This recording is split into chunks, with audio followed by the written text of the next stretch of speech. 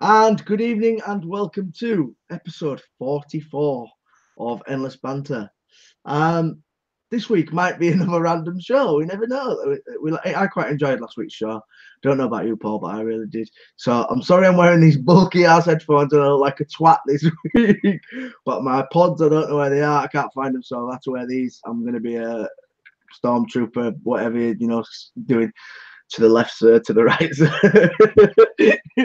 So we are joined again, Mr. Big PH. How you doing, sir? How's your week been? What you have for tea? What you drinking? The usual. How are I'm, you? I'm sat here watching you on my 64-inch television, mate. Look like I'm 65 inch as well, do I?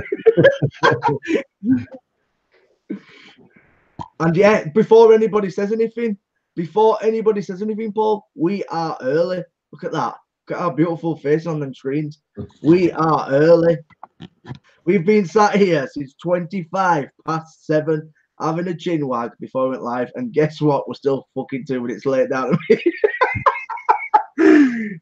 So, yeah, everybody get the link shared out to Facebook. Let everyone know we're live. We're fucking early this week. We are here. We are ready. So, everybody's probably still waiting for us to come live at 20 past. So, we're here. So, back to it, Paul. How are you? What you have for tea? What you drinking? I'm good, man. I'm good. I had a roast chicken dinner. I'm drinking a can of Fanta Zero, and I'm vaping. I've gone back. I've tried some Heisenberg here. Chicken dinner? Winner, winner, chicken dinner, mate. Hold on a minute. Tasha's at the shop, isn't she? Nah, So what she was at the show like you was like going to say you made chicken dinner. no. I was in a meeting until I don't know. I left work about 4:30. I think. I was going to say that you made chicken dinner. I was going to get everyone to give a round of applause. I was going to invite 10 people at the chat to give a round of applause. Listen, I don't cook shit, so I can take it any day. I don't cook. I'm not happy about my fucking face on my screen at 65 inches. I gotta be honest. Why? Go on, why? I don't know, but my beard's starting to look sick again now. My beard's on its way back. Yeah, but why though? Just I imagine don't what you know. look like before the band. Did it fucking even be more kicking off before the band? What do you mean? What do you mean, Slim Jim? Yeah, Yeah. so if anybody wants to know, I'm in a different position tonight. I have changed the computer around a little bit, moved the desk a bit. So yeah, I'm trying to hide a little bit of shit on this side, a little bit of shit behind the couch. So I've moved out of it. So how's the week been at work? Any stress? Always, always fucking stressed at work now. You know what? It's been busy since we got back. We've done all that maintenance over Christmas. It's been busy. So tomorrow is my first day back since before Christmas, where hopefully I can just kick back tomorrow. So you're like, So I might even do a live feed on my way into work in the morning. And I was going to say they stopped for a little bit, but as you can imagine, you've obviously been busy over well, Christmas. no, I can't on my screen down here where I can see myself on my screen. He's saying I look at myself on the telly, and I got fucking hairs all over my t-shirt and everything, man. It's because you're on that banging internet. That internet's showing that full HD. No, I am actually streaming in HD. Just HD. You're on 35 meg now. None of that 6 megabyte download. Just to let you all know, when we first started Banter, Paul used to get the rabbits to run around the fucking wheel. No hamsters, rabbits, because we needed a quicker internet speed. And it And was then if I fucking. get to that one, if I get look how big my head is if I go down. Look at it on the TV. Look at it on That's what I'm waiting for. the It's quite a lag, isn't there? Yeah. Jesus Christ.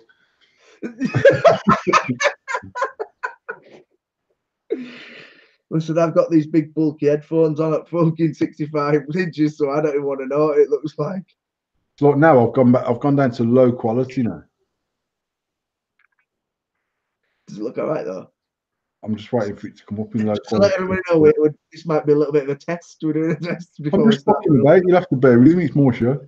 Yeah, actually, you can see the difference. You can say the difference certainly on the telly. I've gone back up to HD again now. I'll stop fucking about now and being a dickhead. Could you tell with it? Yeah, When massively. gone pixelated and that. Yeah. Yeah, but there's people that watch our show on 50 and 16 screens every week, so they get to see our mugs at that size all week. Am I showing your end that I'm in HD? Yeah, it pops up a little box on the bottom that says HD. And mine should be, well, I don't think mine's HD, but it is full quality. Why isn't yours in HD if you're using the same camera? I don't have a clue. Mine never does it, ever does it. I don't know why. And then you set to high quality Yeah, on the bandwidth. yeah. Mine never. It's because I'm pulling you along with my 300 meg, bro, man. That's why it lags me. No, So but you mate, get the best meg. I'm pulling on average around about 20 odd meg now as a regular. It's pretty stable though, to be fair, and 20 meg's enough for me to do whatever I need to do. Neil Pugsley said, "Tom, you're 720p. Paul is full HD." That's just life. That's how it fucking works. No, but mate, you're on Virgin Broadband, aren't you? I'm on 300 meg and I still can't get it. Honestly, you're sat there on 35 meg with a better looking thing than I am, and I'm sat here 300 megs looking shocking. I'm sat here on 12 meg, mate. 12 meg. I've just peaked at 13. Like, this is the piss take. This is the absolute piss take. I'm gonna do mine now. And you go like, "Are you joking?" I'll be like, "Nope." I'm uploading at 6 meg nearly, which is pretty decent for an upload. Right, so I'm on my broadband, Virgin Media, connecting to the server. I'm pinging at 11. 11 milliseconds. And you're running at 330 meg? Mate, 330. Yeah. there's mine. I pinged at 25 milliseconds. My download is 13.8 and my upload's 5.37. And look at my upload as well. That's what I'm talking about. So my download is 366 and my upload is 201. All I'm saying is, Paul, I need a Mac for a fucking work computer. You are running the same camera as me, though, aren't you? Yeah. The HD 1080p Logitech. Yeah, and that's my numbers. What's some people chonging up in members saying, "Tom, what's going on with your shit? What's Viv saying?" How good is your computer and webcam though? My webcam's banging and my computer's all right, so I don't see the fucking problem. Listen, I know that me and Tom are running the same webcam. Yeah, exactly the same. You're obviously just prettier. It wants to dull me down because I'm fucking. No, I'm using a MacBook Pro, but I mean I don't think that should make that much difference. No, not really.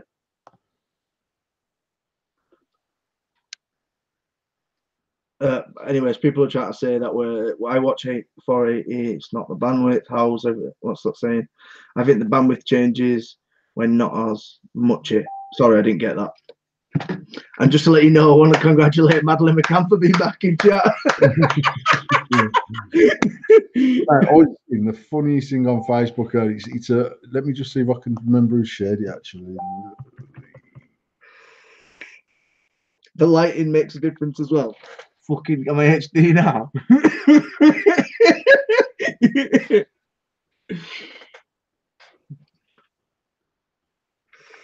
Mate, my fucking head's big on that screen.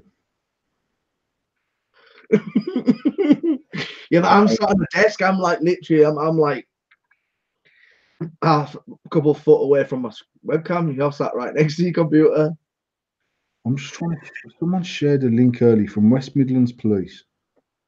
So it's got the mugshot and everything on it. Who was it who shared it? I'm sure it was there actually. Let me have a look back, see if it was from yesterday. It's like a West Midlands Police share of a face of a geezer saying wanted in connection with, and the geezer's commenting on it. No fucking way, mate. He's funny though because he commented saying, "No word of a lie. I swear down. I came yesterday and you were shut up. You were shut up. So if you're not going to open your shop, I have to get my veg from somewhere else." Thousands of likes on his comments, and someone's put, "Bro, you look like Mo Farah." He's gone, "Yeah, but I can run faster." And he's fucking jokes, man. Proper mugging off West Midlands. Let me just actually see if I can fucking get to West Midlands Police. I'll find it because it is funny.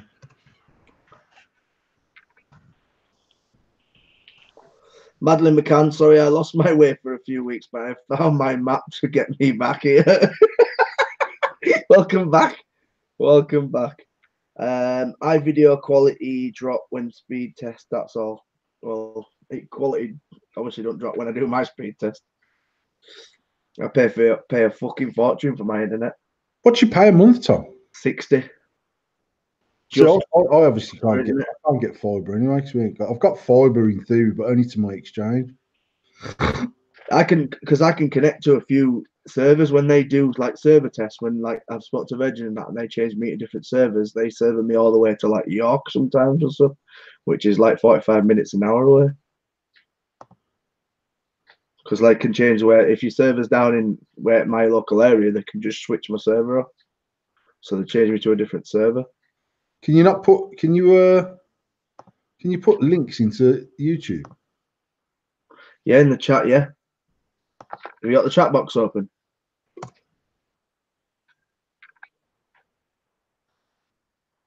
Maybe move a space, or I think it might cut you off, but just take like the www out there, or like make a space between the .co.uk.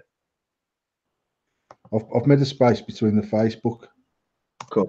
That's the link to the West Midlands policeman who they're looking for. In fact, if I do a screen share and get some comments.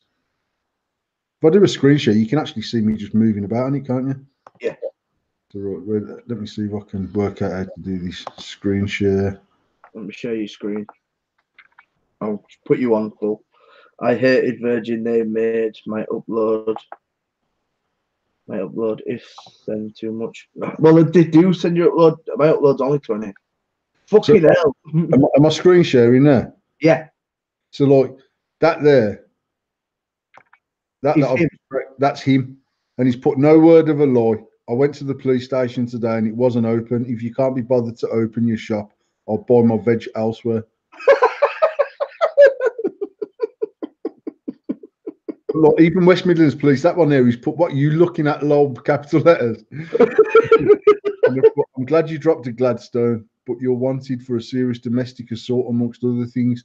We won't be removing your picture until you hand yourself into the police station. Fucking hell. 509 likes and he got 1.5 thousand on his. Well, he's fucking funny, mate. Fucking hell. But few racist remarks in that chat.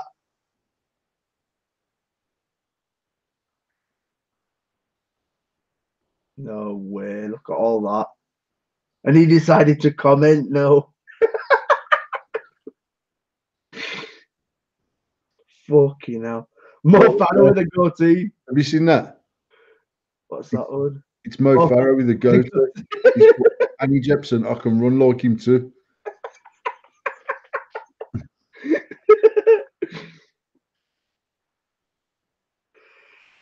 I believe in miracles. Where you from, you sexy thing? Oh, fucking hell. Yeah, some geezer put something like have you tried the am I back on there? Some geezer put something like have you tried the snooker hall? And he commented saying, "You grass, I don't even go in there no more." Fucking funny. Oh wow. What did that say? Did he mark his location as well on his comment? That'd have been fucking funny if he'd have done that. If he'd have fucking said where he was. Mate, there was one in the States. I'm sure it was the States a few weeks ago. And he was wanted. Did you see? And he went and took a selfie outside the police station and posted it on the Facebook feed saying, "You bunch of mugs. I was outside there and you still can't fucking catch me." Yeah, but the difference in the States, they'll come after you with a fucking gun. Over here, they'll fucking come after you with a kosh. Oh, fucking hell. I'm now after being. Let's have a look. Fucking hell. That's funny, that. People just fucking more farrowing him and everything. Will they won't take it. They'll still keep that up because it's gone viral, hasn't it? Let's be realistic. Shit like that makes it go Yeah, viral. the one in the States, mate, it had like fucking like I don't. There was thousands and thousands of comments on there.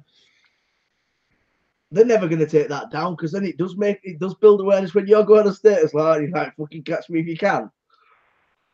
What they'll get you done? They can get you done if you post it like that on Facebook, though. Surely. I don't know.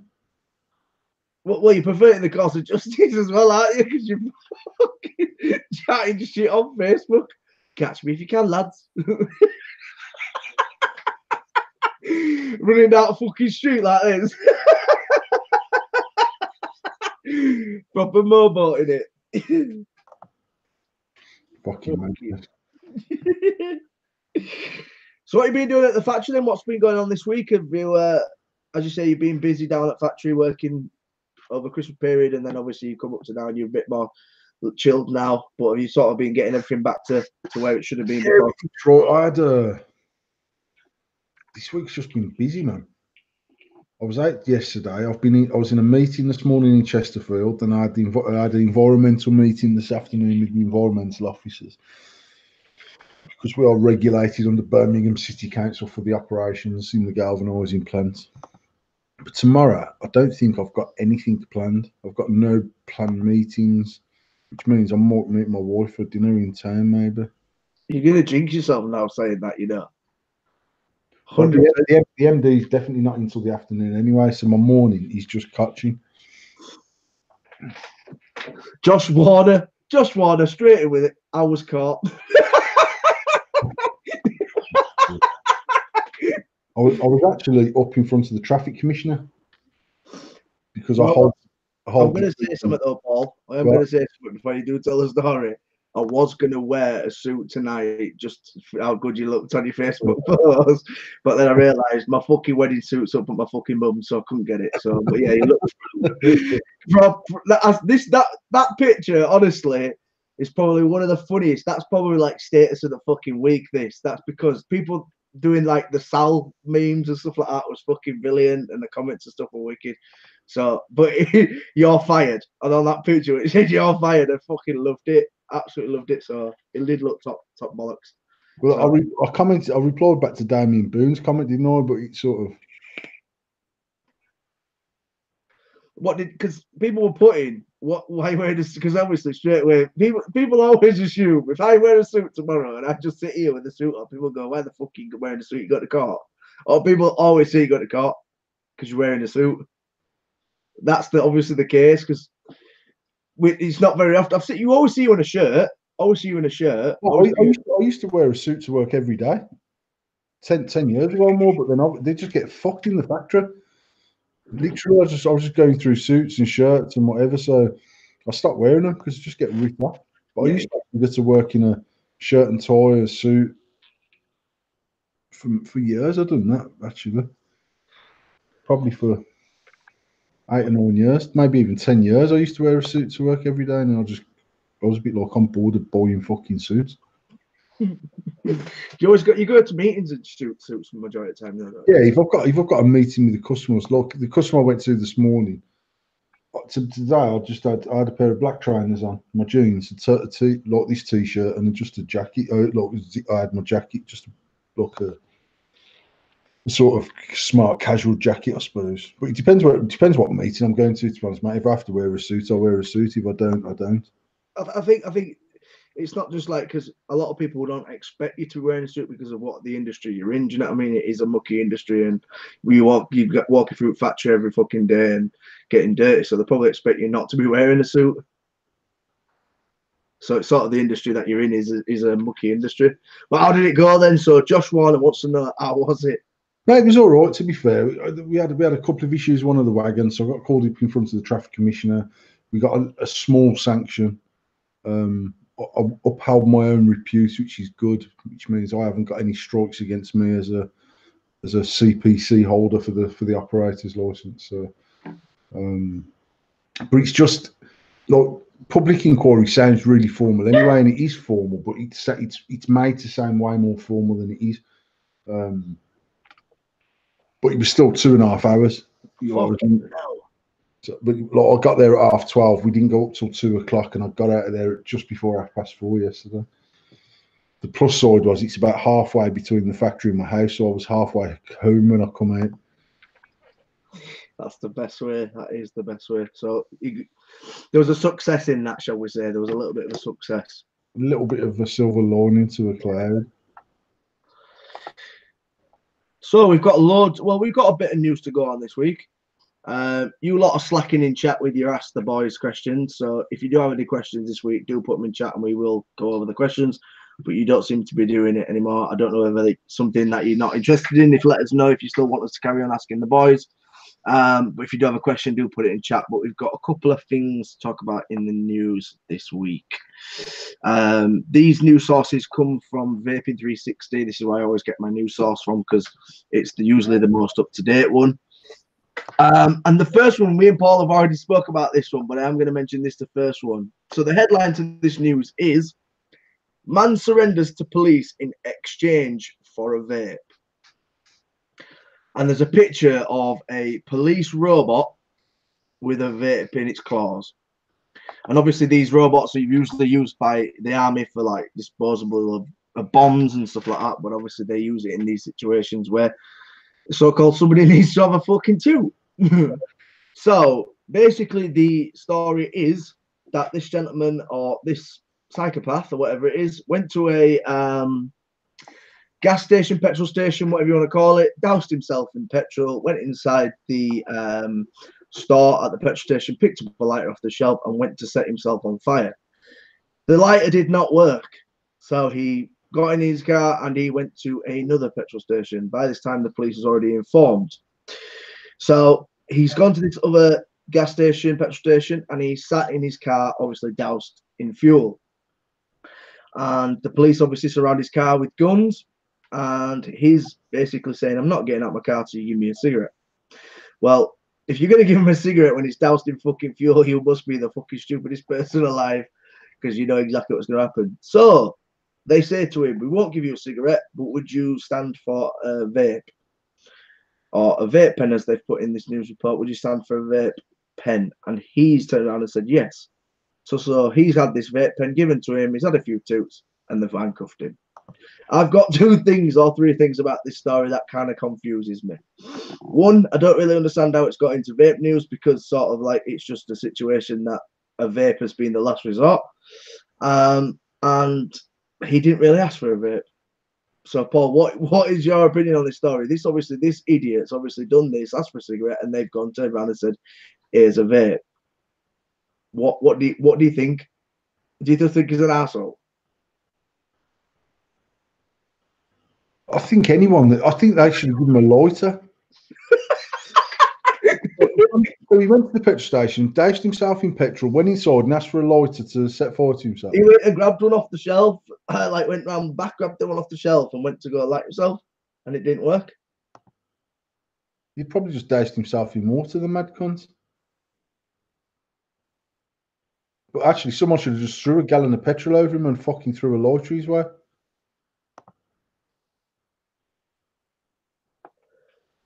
So he also tried to set fire to the store, as let's say near 6 hours after trying to set fire to a gas station convenience store. A possible suicide man remains barricaded in a pickup truck, police said Saturday afternoon. Update, 6 hour standoff ended peacefully after a suspect who asked the police for a cigarette accepted a vape pen instead, police said. So I just don't, for me personally, I don't get how, yes, we are reporting on it because they've said it's a vape, but to me, I just don't understand how this is any sort of relevance to vaping news. It just doesn't, I just don't get it. Obviously, you are stupid if you're going to offer this person a lighter, or if you're going to give him a lighter, you know exactly what he's going to do. But for them to turn around and say, now I'm sort of saying it, thinking it, what would the situation would have been if there wasn't access to vaping? I'm thinking that now. Oh, he'd have fucking killed himself, wouldn't he? Just shoot him. Just cap him. Just straight cap him. Have some of that. Well, yeah, the Yanks operate anyway. It is true. But the situation, then I'm thinking about it. The situation wouldn't have been resolved if they didn't have the vape available. So I'm thinking that sort of did change the situation. Obviously, they probably would have fucking shot him. So, as we've always said, vaping saves fucking lives, and obviously, the news it's fucking telling us vaping saves lives. I've got some news as well. Oh, yeah. That Juice Source have got their brand Kiss e-liquid into Asda. Oh, nice. Nice. So that's another move forward into the mainstream. Just fair play to Mr. Chapman and all the other people there. Yeah, that's awesome. That is absolutely really good news. And I do want to mention it as well. If anybody sits and says fucking sell out in chat or anywhere on their fucking posts, bollocks. Absolutely fucking bollocks. There was a big sellout about fucking dinner ladies and everything like that when they got into Asda about sellout and that, and it's bollocks. Absolutely bollocks. If we can move this industry forward where people who are running family-owned businesses moving into stores like big, it's a Walmart store. Walmart is the biggest store in the world, convenience store in the world. And if they can do that, fucking that's off to them. Do you think that's the? Let's cut into that a little bit. Let's just see if we cut into it. Do you honestly think that's the way a lot of these manufacturers are wanting to go for? For made to long vaping, yeah, but I'm sure that range is the sub-ohm range. I've lost it now. I don't know. I'm just having a look to see if I can see. I don't know whether that's a 50, 56, 12, and 18 range, but it's certainly, it looks like a 3 10mm pack. So I'm guessing it's sub-ohm. Yeah, mate, it just makes good business. They will shift a lot of numbers.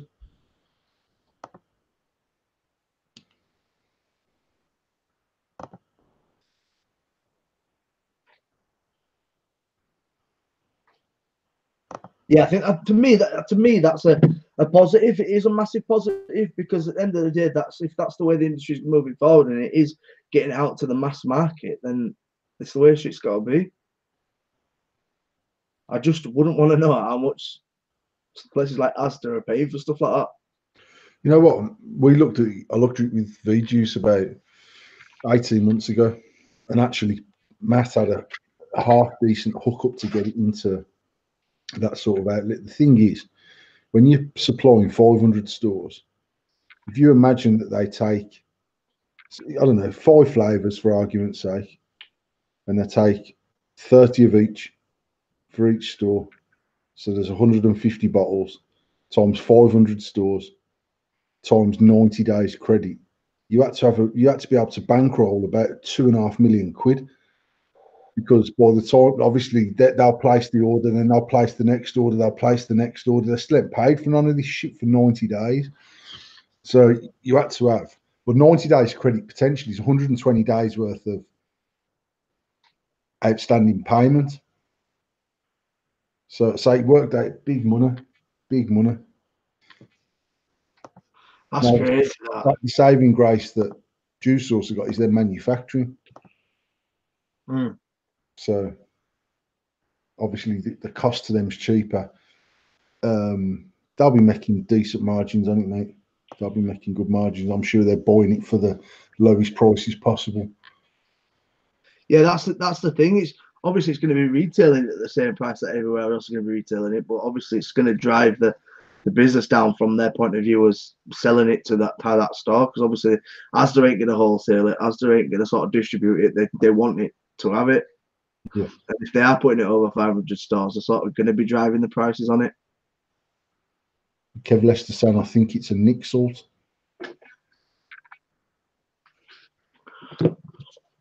Let's have a look.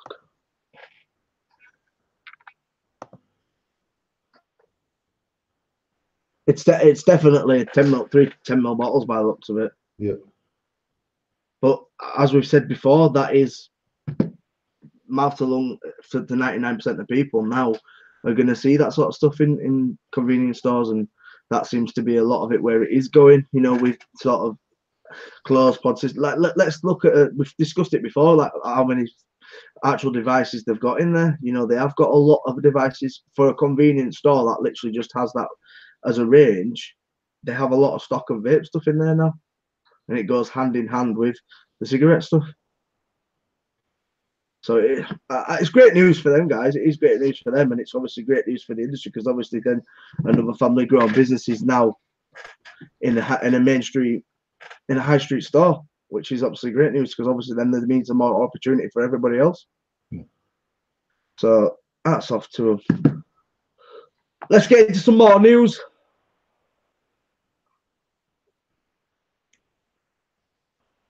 Let's go into this one. This one is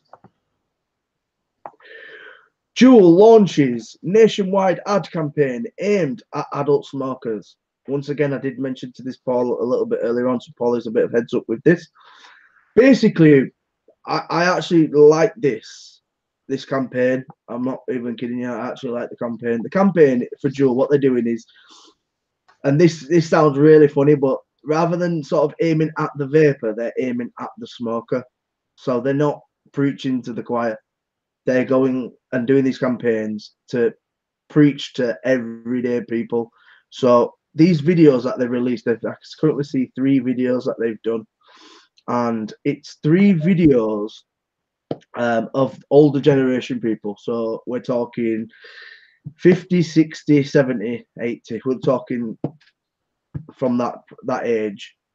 Because let's be realistic, that's probably the most skeptical people who are smokers, are that age range of people who don't know the ins and outs of vaping, don't necessarily want to know the ins and outs of vaping. They're just happy smoking and carrying on with what they're doing because that's all they've ever done. So they're not sort of into that. But I'm going to see if I can actually get a video up to show you. Let's have a look. Let me share my screen.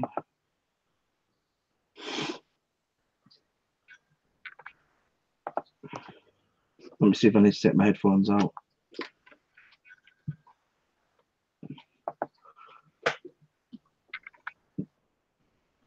Paul? Yeah. So this is the Juul advert.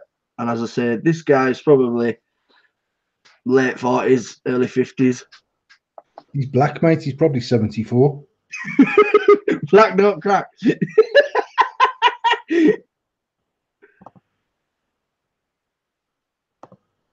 Let's see if these load.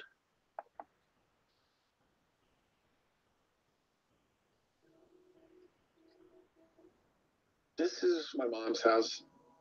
This place is home. A lot of firsts happened here. First kiss, first cigarette. Never saw it as a problem when I was younger. 2 cigarettes, 3 cigarettes. It wasn't a habit. My mom, she was always like, you need to do something. You need to get rid of them. That was her thing. As time went on and smoking started falling out of fashion in society and rules started changing, gave the Juul a real chance and found out I liked it. Found out it really works. The switch was easy. It was a no-brainer, really. But now that I look at people who smoke, I'm like, dude, really? You still doing that? You know, there's an alternative to that, right? You don't have to do that. The person that I'd like to think that I am is because of her. This came from her, really. So that's just one of the videos. And then we'll go to another one,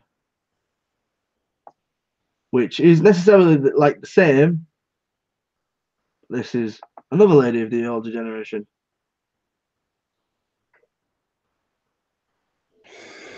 There were smoking sections on airplanes, in restaurants, and then gradually it got to be where it wasn't anywhere.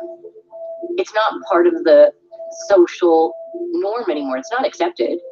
I was at a party this summer and there wasn't a single person smoking. Even in my own home, I had my own designated space to smoke. If I think about it, it really was like I was punishing myself.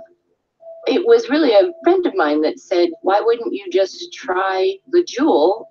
And I thought, okay, I'll try it. And so I went out and I bought one. The idea of going back to smoking is I couldn't even imagine doing that. I just don't enjoy it anymore. I don't think anyone, including myself, thought that I could switch.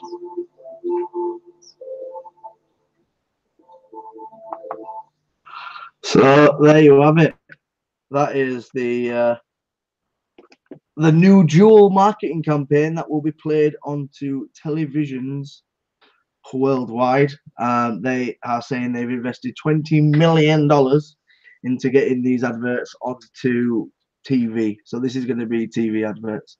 Paul, what is your first reaction to seeing that sort of being aimed at an older generation, and do you think that would more than likely change people's perspective on it by seeing that sort of age range of person? I think it's good that they're. You know what? I've got no issue. I've got no access to go on with Joel at all in any way, shape, or form. I say whether it's cigarette company that's bought into it or not, they're still investing into vaping and what vaping stands for. And I think the thing with this is they've had that much negative press in America about it being a child epidemic creator and all these bollocks, that for them to say, you know what, actually, fuck you. The reality is that, but for us starting our business 6 years ago, I would say that 85% of our customer base at that time was 35 or older. Yeah. Because they were avid smokers that wanted to stop smoking. Subhome created a whole new level of vapor. And I think if kids are using a Juul, the chances are, as I've said many, many times, they would have used a cigarette if the Juul wasn't available. So my personal opinion is that they're not creating vapors. They're creating a vapor over a smoker. Well, that's one of the part of the other reports that we're going to discuss, but we can fit it into that. But they're basically saying now that the preferred choice of somebody who's going to start smoking or vaping is vaping. To me, these sort of going back to your video, sort of it opens it up for a wider discussion because, as you said, in America there's a big ooh-ah, and it's the only cigarette company that's had the biggest. It's had the most attention. And it's had the most media attention. It's been on Fox News. It's been on all the big platforms. Like we saw that geezer doing Vape God a couple of weeks back, and he was using a fucking Juul. He was taking the piss and whatnot. It's had the biggest marketing outlet. So that's obviously all been free marketing through this child epidemic. Has all been marketing. You know, we all know. No, bad news is not bad news. Sorry, any news is not bad news. Yeah. So for me personally, I think that they've done the flip around and basically tried to appeal to this wider audience. Obviously, as a marketing campaign, but it's also opened up the debate for that older age to actually turn around and say, we actually give up vaping through this as well. You know what I mean? Because we always discuss that the suburban market is literally like 10% of the market, if that. And then we always look at the outside of it where the 90% of your market, the 95% of your market is multi-lungers or people who are still smoking that have no idea what vaping is. So for them to sort of release these videos and sort of bringing it out to that, I think it's not necessarily negative. I think once again, it opens up vaping as a whole, not just necessarily for them. Yes, the marketing is for them to get their Juul out there, but it also opens up vaping as a debate for the older generation to actually look into. So I think it's massively a positive. But once again, as I said about that statement about them saying now the preferred choice is vaping over smoking, and it's proved in teenagers, they're saying it's proved a lot more in teenagers, especially when you start smoking. A lot of us started smoking when we were younger. Paul, you were probably the same age as me, 13, 12, done his first sneaked our first fag. Yeah. And as you've said plenty of times, and I know you've said this so many times, if people are going to smoke, they're going to smoke regardless. It's sort of like, are we trying to, as an industry, sort of pull it away from where we're saying it's sort of, it's these kids coming in, but I don't think I've ever seen a time where there's been a news report turning around and going, cigs are bad for you, cigarettes are bad for you, booze is bad for you, going to pharmacy is bad for you. You know what I mean? It all seems to be like, this is the new thing. This is what they don't want to have. And because they've sort of not broken the walls down for us, and Big Tobacco are coming in and sort of backing it, it's sort of like they're now saying, you know what, let's just leave them to be. Nikki? What do you mean by your will that's stopped for Juul now as Big Tobacco is involved now and they have the power in government? I mean, Philip Morris have bought into Juul through a sister company and at the tune of $13 billion. And it's not. I used to think. I used to think that Big Tobacco would take control of this industry worldwide and then slowly stamp it out and just keep people on fags. I think the reality is that if they regulate it in the right way, if they take control and regulate it in the right way, their revenue stream won't be that grossly affected. Because, and oh fucking hell, sorry. If you look at pod systems which are running anything between 1 mil, 1.2 mil, up to 2 mil of liquid in a pod system, and most pod systems like the Juul and that ilk of pod system is running 1.2 mil. I am vaping around about 6 to 8 mil a day, mouth to lung.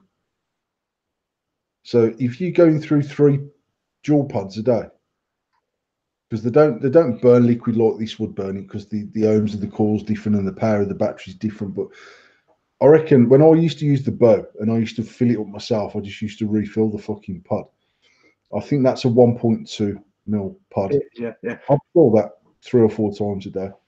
So then if you start looking at pod prices at whatever they are, $3.99, $4.99, you're back up to 20 odd quid a day.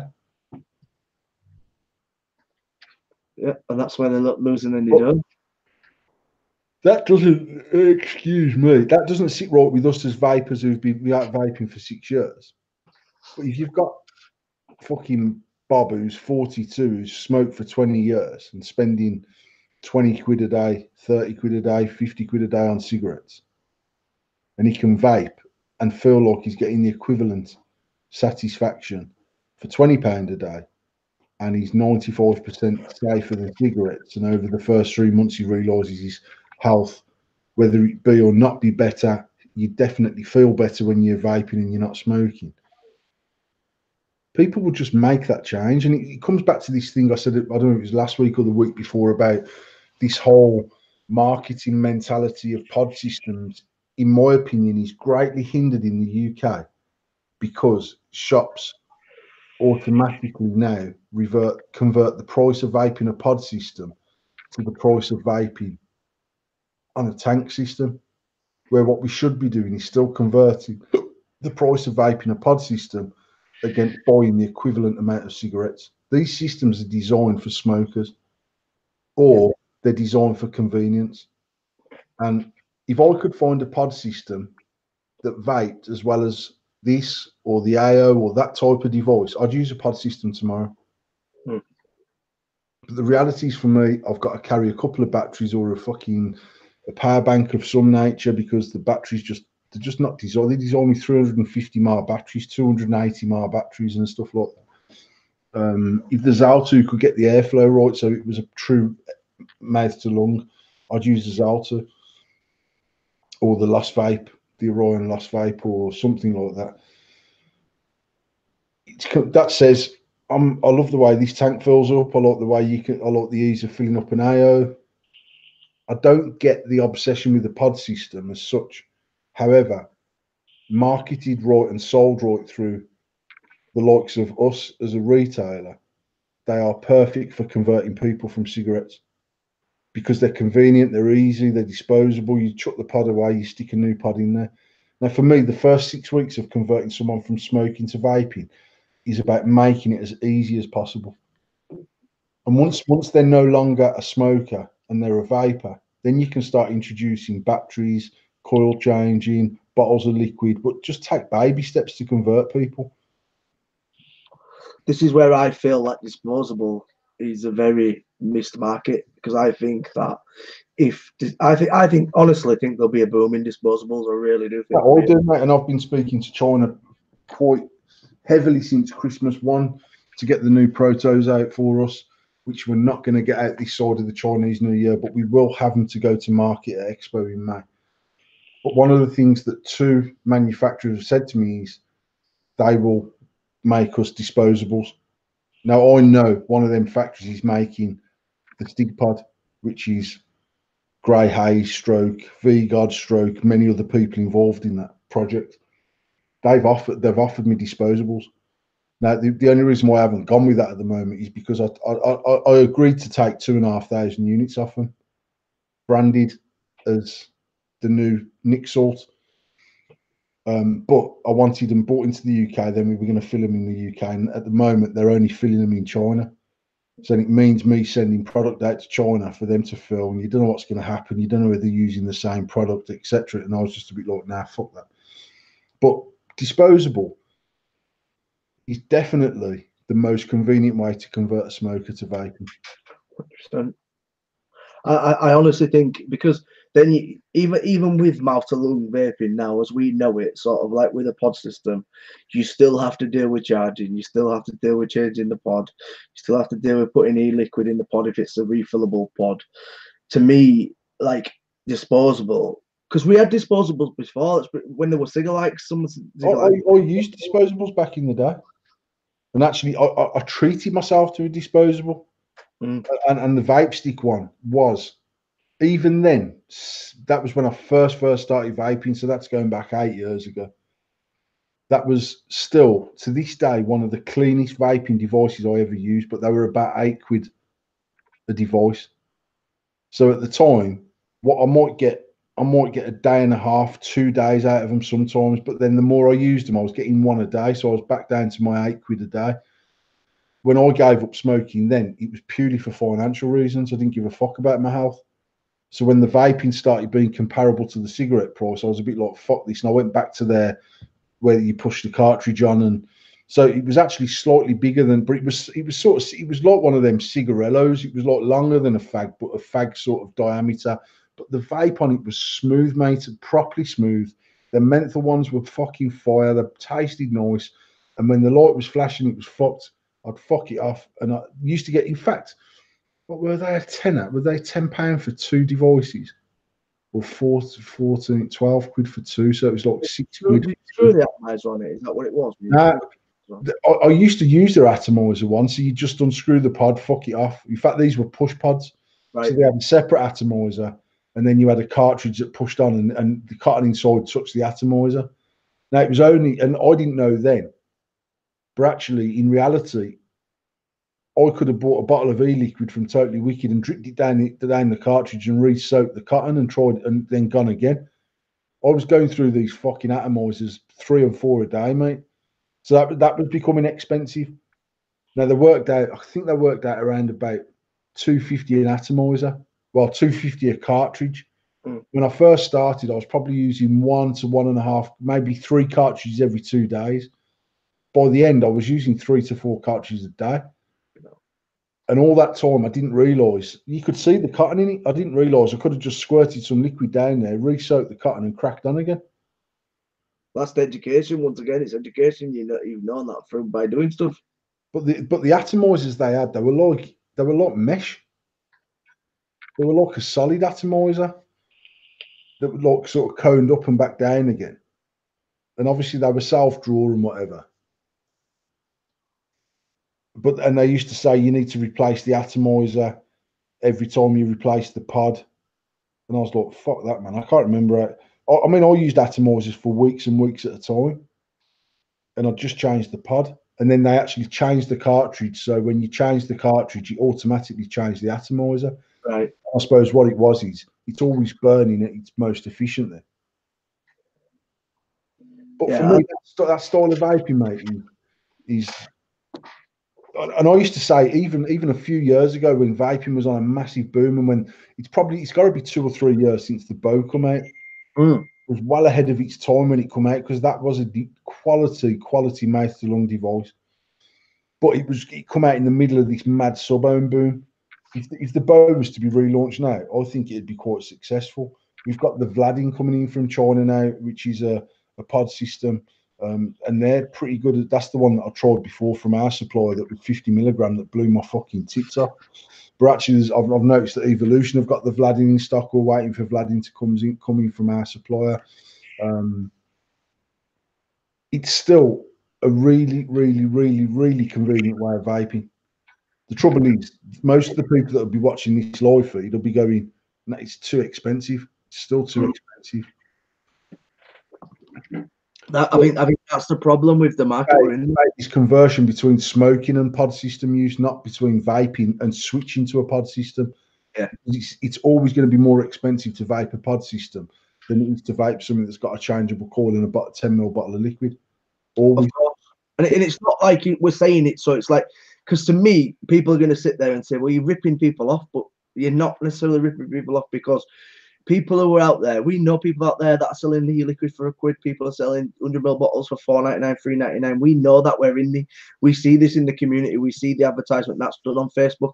These people ain't on Facebook. They're spending 10 to 12 quid a day for a 19 pack. It's not even 20 anymore. It's 19. So you assume that they're doing 60 fags. Just assume someone's doing 40 fags a day. That's just shy of nearly 40 quid a day. You could be pulling through doing that. You know what I mean? 20 quid a day. Sorry, 30 quid a day. Sorry. So you're doing 30 quid. Between 20 and 25 quid a day. So, I mean, even now, I see people saying, "Oh, I want to give up smoking. What device should I get?" And I see people saying, "I'll get a fucking smock this or a Vapor SO 220 watt or whatever it is." And I'm like, don't be such a fucking cock. To the point, mate, I've stopped commenting. I shouldn't. I should be on there saying, "Listen, you don't need that. Buy anything that's made to lung, anything, the cheapest device. Buy a pen from the newsagents for 10 quid, and it will get you off the cigarettes if you're determined to give up." And once you've got into the habit of becoming a vapor and not a smoker, like, we've got people that come into our shop, and if I use me as an example, I have got a house full of gadgets, right? Of all levels of gadgets, from the MacBooks, from the surround sound, the telly, the PlayStations, the VR for the PlayStations. I've got the Samsung VR. I've got 360 cameras. I've got the simulator seat with the steering wheel on for the PlayStation. We've got MacBook, iMacs, and all this sort of shit. Mate, I can't use this stuff for shit unless someone sets it up for me. Right, so if I was to walk into a vape shop as a smoker, as someone who, unless someone shows me what to do, I don't know what to do. And they said to me, "I've got this one here where you've got a battery, you've got a tank, you change the coils, you get bottles of liquid, you fill it up, and when it tastes funny, you change the coil." I'd be a bit like, "Whoa, hang on." And they says, "Oh, we've got this one here. When it's empty, you fucking pull that bit out, throw it in the bin, stick a new one in, give it a shake, let the liquid get through, and start just smoke on that like you would." That's going to be a bit more expensive for you, but you will get the feel for vaping, the feel for charging your device every night, the feel for going out prepared for vaping. If that works for you for 4 weeks, approximately you will have saved X amount of pounds. For that X amount of pounds saving, come back into us, and then we can get you a device where it'll give you a bit more of a better kick. It's got variable voltage on it. Because for me, when I started vaping, mate, my biggest reason for starting to sell vape, was my inability to understand what the fuck I'd bought and how I use it. Any website that I went on didn't explain this shit to me.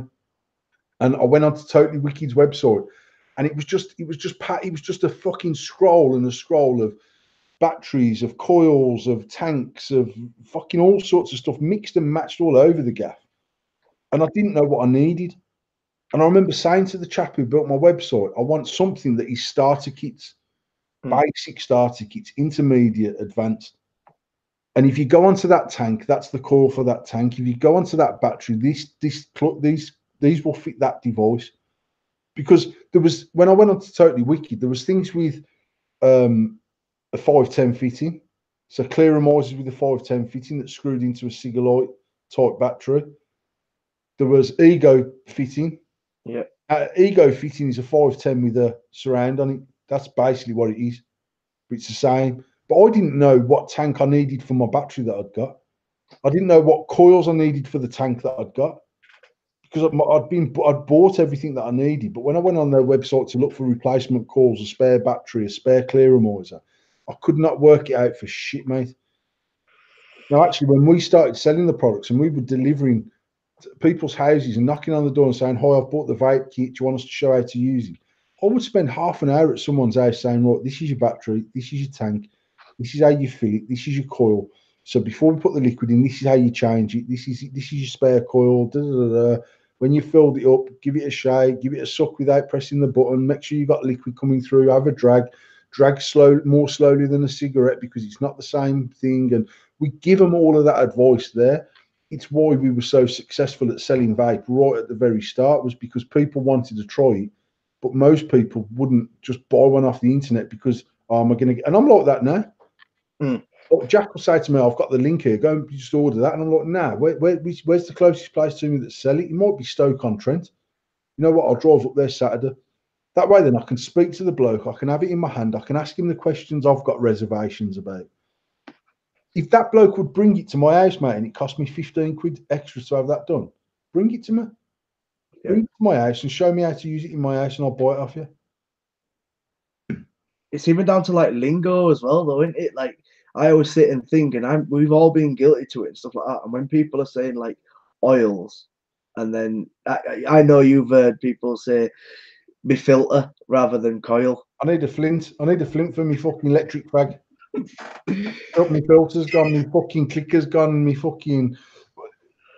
It's like that to me. Sometimes that can be quite intimidating. To the fact is that we are sort of, and we're all guilty of it. We always sort of correct someone. It's not fucking oils. It's juice. Do you know what I mean? It's juice. Yeah. You're putting in. It's a coil. We're all very guilty of the lingo that is the correct lingo, but for people who's coming in and getting all this information on it, it's sort of like it can be a big take on. You said staff are sat there for half an hour. Some people might not take it all in that one session, and then they don't realize they can come back and speak to you about it. Oh, I forgot how to do this, or how do you feel that, and what do you call that again, and stuff like that. And then you do get your pure ignorance people that carry on calling it whatever they want because they're not willing to sort of change their mindset on what it actually is, and will to this day still call it a fucking filter or a flint or whatever. To me, that I always think back, it is sort of taking all that information on as well is as much as learning how to vape. As you said, pull on it slowly. It's electronic. You don't need to put it like a fag. Everything like that. The information there is that as much as the consumer needs to take on. And I still sell to a newbie in that exact same way. Mm-hmm. And it's so easy. I honestly think as a shop, as much as we've been so focused on mouth-to-lung vaping right from the start, and our conversion rate of people coming in as a smoker and leaving as a vapor is still extremely high. I still think we all lost our way during that sub-own period of just like going, all right, mate, yeah, I want a kit and get off these. Yeah, I have one of them, bam, give it to him, fuck him off out the door because you were there coiling, building, doing, blowing clouds, fucking about. But very quickly, I was like, we need to always go back to basics with the starter.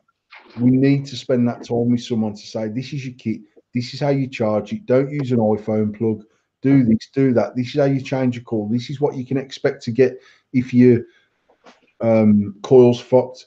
Like I seen a post the other day and it was someone saying one of these, they changed the coil and all of a sudden it's flashing no atomizer. Now if you've changed the coil and that's happening, you'd 99% chance you haven't screwed the coil in far enough and it's not making contact, or you might just have a dead coil. It happens, it does happen. But mate, the amount of people that commented on there saying, oh yeah, fucking even like you'll see it on a smock. I've just changed my Q8 quad coil in my fucking tank and it's flashing up my atomizer. People are going, yeah, that's because smock is shit. Smock are a piece of shit, man. Fuck it off and get yourself a fucking like you don't want to use that Chinese stuff, mate. Get yourself a Vaporesso instead. And I'm like, bunch of dickheads. But actually, just to comment on there, Tasha actually come up in my newsfeed because Tasha commented on it saying, take the coil back out and just put the coil back in again, try it again. Failing that, just check the fucking pin on the mod. Because back in the day, mate, on an Ego, people would like change their coils once every 6 months, whether they needed it or not. So by that time, the pin in the fucking battery's fucked. The amount of times I used to have to get the screwdrivers I use for coiling now down the Ego battery and just flip the because it had been squashed down for so long, oil had leaked in the oil. Fucking hell, hear that then? Liquid had leaked down in there, so you'd have a bit of shit around the pin. Well, loads of people are coming and saying, I've just changed my tank and now it's not working. And I'll be like, yeah, I'll give it a take it off, flip up the little middle bit, screw it back on again, firing perfectly. And it's that education of like the biggest, for me personally, the biggest road to success with vaping is being prepared to be a vapor. And by that I mean preparing to charge your batteries and not forgetting, preparing to have a spare coil on you at all times, preparing to have a spare battery on you at all times, especially in the ego case where you sit down and in your pocket and it snaps and the wires break, it's fucked. So like I used to say to people, like we used to sell a double kit at the time for about 35 quid. So you got 2 batteries, 2 clear modes, the lanyard, the charger, the case, everything. And then we used to do a £50 kit, so it come with 3 bottles of liquid and a packet of coils, and the 2 batteries and the 2 tanks. And it was more about if look, people now are more accepting of the fact that vaping gets you off cigarettes. 5 years ago, the standard mantra of a smoker trying to turn vapor was, "What if it doesn't work? I've wasted my money." Yeah. And so that's when we started saying, "Well, how many cigarettes a day do you smoke?" 20. At the time, they were 6 quid a pack. It's 12 quid. So I'm like, look, this kit, the cheapest kit we'd done at that time was 19.99, and that was for a 650 ego, a disposable C4, a charger. So you buy that and you get yourself a bottle of liquid so it's going to cost you 24 quid as close as fuck it. You've just got to use it for 2 days, right? Use it for 2 days, and if it doesn't work, fuck it in the bin and buy your cigarettes again. You're no worse off. But if it works for you, come back in on Saturday and you will have saved, by Saturday, you will have saved 40 quid. Then I can upgrade you or keep it for 2 weeks. Just come in Saturday and buy a new coil and another bottle of liquid. So then the next week, you will have saved 60 quid. So combined, you've saved £100. Then I can move you up to a bigger battery if it's not lasting you all day, or we've got variable voltage batteries so you can get a little bit of a better kick, or we've got the Kangatech Mini Pro tanks, which is a better coil and it's bottom fed, so you get better flavour, better production of vapor, all them things. It is still exactly the same way I personally sell a kit to someone who smokes, and certainly someone who comes in with a sub-ohm kit and explains that. The good thing about someone coming in with a sub-ohm kit that's not working for them is that they understand the essence of fucking about vaping. Yeah. Now, for someone who, and I don't like fucking about with shit, mate, if it don't work, I'll never use it. I've bought stuff brand new that I've tried to set up and it didn't work and I fuck it off. Like, I don't even send it back. I'm just a knob. So I just like literally just put it in a box. Even on my birthday, Tash bought me the new GoPro Hero 7 and it's fucking fire. No, 7. The black version. So it's like the top spec version. I can live feed off it. It's 4K. It's all of this. That. Mate, do you think I could get to pair up to my phone? And I was like ready to like just literally smash it up. It was doing my fucking brain in. And in the end, Disco was there, and Disco set it up on his phone, got it all working. Then I downloaded the app again, and we got it working. But I know 100%, if I didn't get that working, I'd just put it back in the box, stick it in a cupboard, and there's a fucking £300 camera sat in there doing fuck all. So for me to start vaping and be successful at it from day one proved that the vape stick was an easy device to use. Now, I didn't understand how the vape worked. I was absolutely blown away that the thing even produced what I considered smoke at the time, because I weren't expecting that. And I honestly remember sat in my kitchen saying to Tasha, "No way, as if it smokes." I didn't know what it was, mate. I just literally bought it for 30 odd quid. It should have been £60. I got it for £34.99 on a special offer at Costco. And then I was like, yeah, I'll have a go of that. It's mad. And then she had a go. And we were both coughing on it because it's a bit harsher than a cigarette when you first start and all of that malarkey. I didn't have a clue that the atomizer converted the liquid. I didn't have a clue what VG was, what PG was. And these are all things that I learned along the way, to the point where even when I first started selling products, I didn't have a clue. High VG weren't a thing, really. No. Buy high VG liquid stuff from the States came in probably 6 or 8 months after we started selling. When we first started vaping, it was just high PG. Everything was like 80-20 high PG. Yeah. Well, look, Totally Wicked was 80-20. And then when we first sort of got into bed with the company that make the shady vaping liquid for us, that was 80-20 as well. In fact, to tell a lie, it was 70-30. But a friend of mine who put me in touch with them, who was also selling their white label liquid under his brand. I had a bottle of his ice menthol, which is what I'd tried, and I was like, you know what, actually these liquids are quality. And I spoke to Faz, who makes them, and when we got our first order, I remember phoning him up saying, mate, these ain't right. And he was like, why? I said, ours is 70-30. And he's at 80-20. And he's like, no, it's all right, mate. Actually, you could even come down to 60-40 or 50-50. And I was like, nah, fuck that. I wanted 80-20 because that's what I'd been using. But I'd got these fucking, I can't even remember. We spent about 10 grand with him to get that first order in up with the shady vaping range on there. And I was like, fuck's sake. Then I started researching what is the difference. I was selling it and I didn't know. But at this time, I'd never ever used a hot mate. When I started using a mechanical mud, I was using 70-30 6 milligram liquid, lung inhaling it, because I didn't know any different. And even then, he was selling Space Jam, which I think was 20 ml bottles, about 15 quid. And I was like, fuck that, I ain't spending that on 20 ml of liquid. That's a joke. I'll just crack on with this. And then I spoke to the supplier who make our 10 mils, and I was like, can you do me an 80-20 the other way? 80-20 VG. And we used to stock 10 ml bottles of 80-20 VG high and sell hundreds of them, mate. Hundreds of them every week, because then 100 ml bottles weren't a thing. And it's just 20s and 20s. I didn't understand how my vape worked, how it worked. A friend of mine was already mixing his own liquid by then. And he was the one who kept saying, nah, just mix your own liquid, mate, and just fucking, you can just soak that cotton again instead of throwing the cartridge away. And I was like, it all sounds too fucking complicated for me. Way cheaper than my fags were. I was happy to just use it. And then I was literally struggling like fuck with it, man. I was even on a fully charged battery with a new atomizer on there and a new cartridge. I was just not getting a hit off it. And they messaged me, and actually, I kept getting dodgy battery. I bought everything, mate. They used to do a charger that looked like a box of cigarettes. Literally, it was the same size as a box of fags, and it opened in the same shape as a box of fags from the top. And you could put a couple of cartridges in there, and you could screw the batteries in. And then you had a button on the side. You press it, and it charged the cigarette-size batteries inside this power bank. I bought that for 50 odd quid, so I'd always got spare batteries, and the capsules used to come in like med tablet bottles. And I had a box of them in the cupboard at home, and I had a box of them in my office, and I had some in my car, and I was fully prepared. We used to keep them in the fridge actually, because they recommended you keep them in the fridge to keep the longevity of the life on them. But I was just prepared to make this change. I decided I wanted to give up smoking. I said to Tasha for a week leading up to me getting the first one, I need to try one of these electronic cigarettes. The only place I knew that sold them was Merry Hill. I'd never seen and that was on one of these little pop-up stands. I'd never seen a shop. I'd never heard of Totally Wicked. I didn't know nothing about electronic vape smoking. And we went to Costco on the Saturday morning, and they launched the vape stick. So I just took a punt. I was like, you know what, I'll buy one here.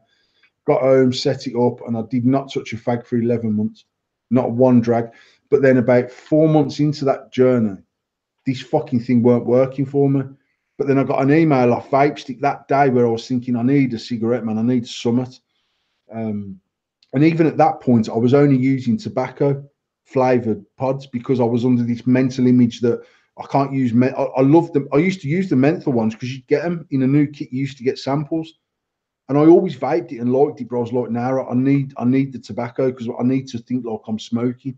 And then I was like, this ain't doing it for me anymore. And I had an email off Vape Stick that day to say they'd just launched the Vape Stick Max. And basically what it was in essence was a 650 battery, but with a 510 thread on it instead of an Ego thread. So it took exactly the same cartridge and atomizer, but it was a 650 battery. So obviously the voltage drop weren't as much, which meant the atomizer was getting a slightly better belt, and I was getting a better drag. And it had a power button instead of a self-activating, so it meant I could double drag it and I could take a longer drag and all that. So then it was like starting all over again for me. I was loving it. And then I've done that, fucked up after 11 months, started smoking again, bought some new kits, failed, started, failed. And then I got the Ego, the Totally Wicked Ego. And literally the first drag I took of that, I was like, I can do it with this. It was like so much of a jump up from the Vape Stick. But by then, I knew what was required about charging batteries. I didn't have a clue about even C4s. I didn't have a clue about coils. I didn't really have a clue about bottles of liquid because I'd been using these cartomizers that come preloaded with liquid in. There was 1 mil of liquid in these cartomizers, mate. 1 mil of liquid, and I was working out about £3 a cartridge or something. But I knew that that device would work for me. And literally from the day that I got that was the first day where I said to Tasha, we could sell this.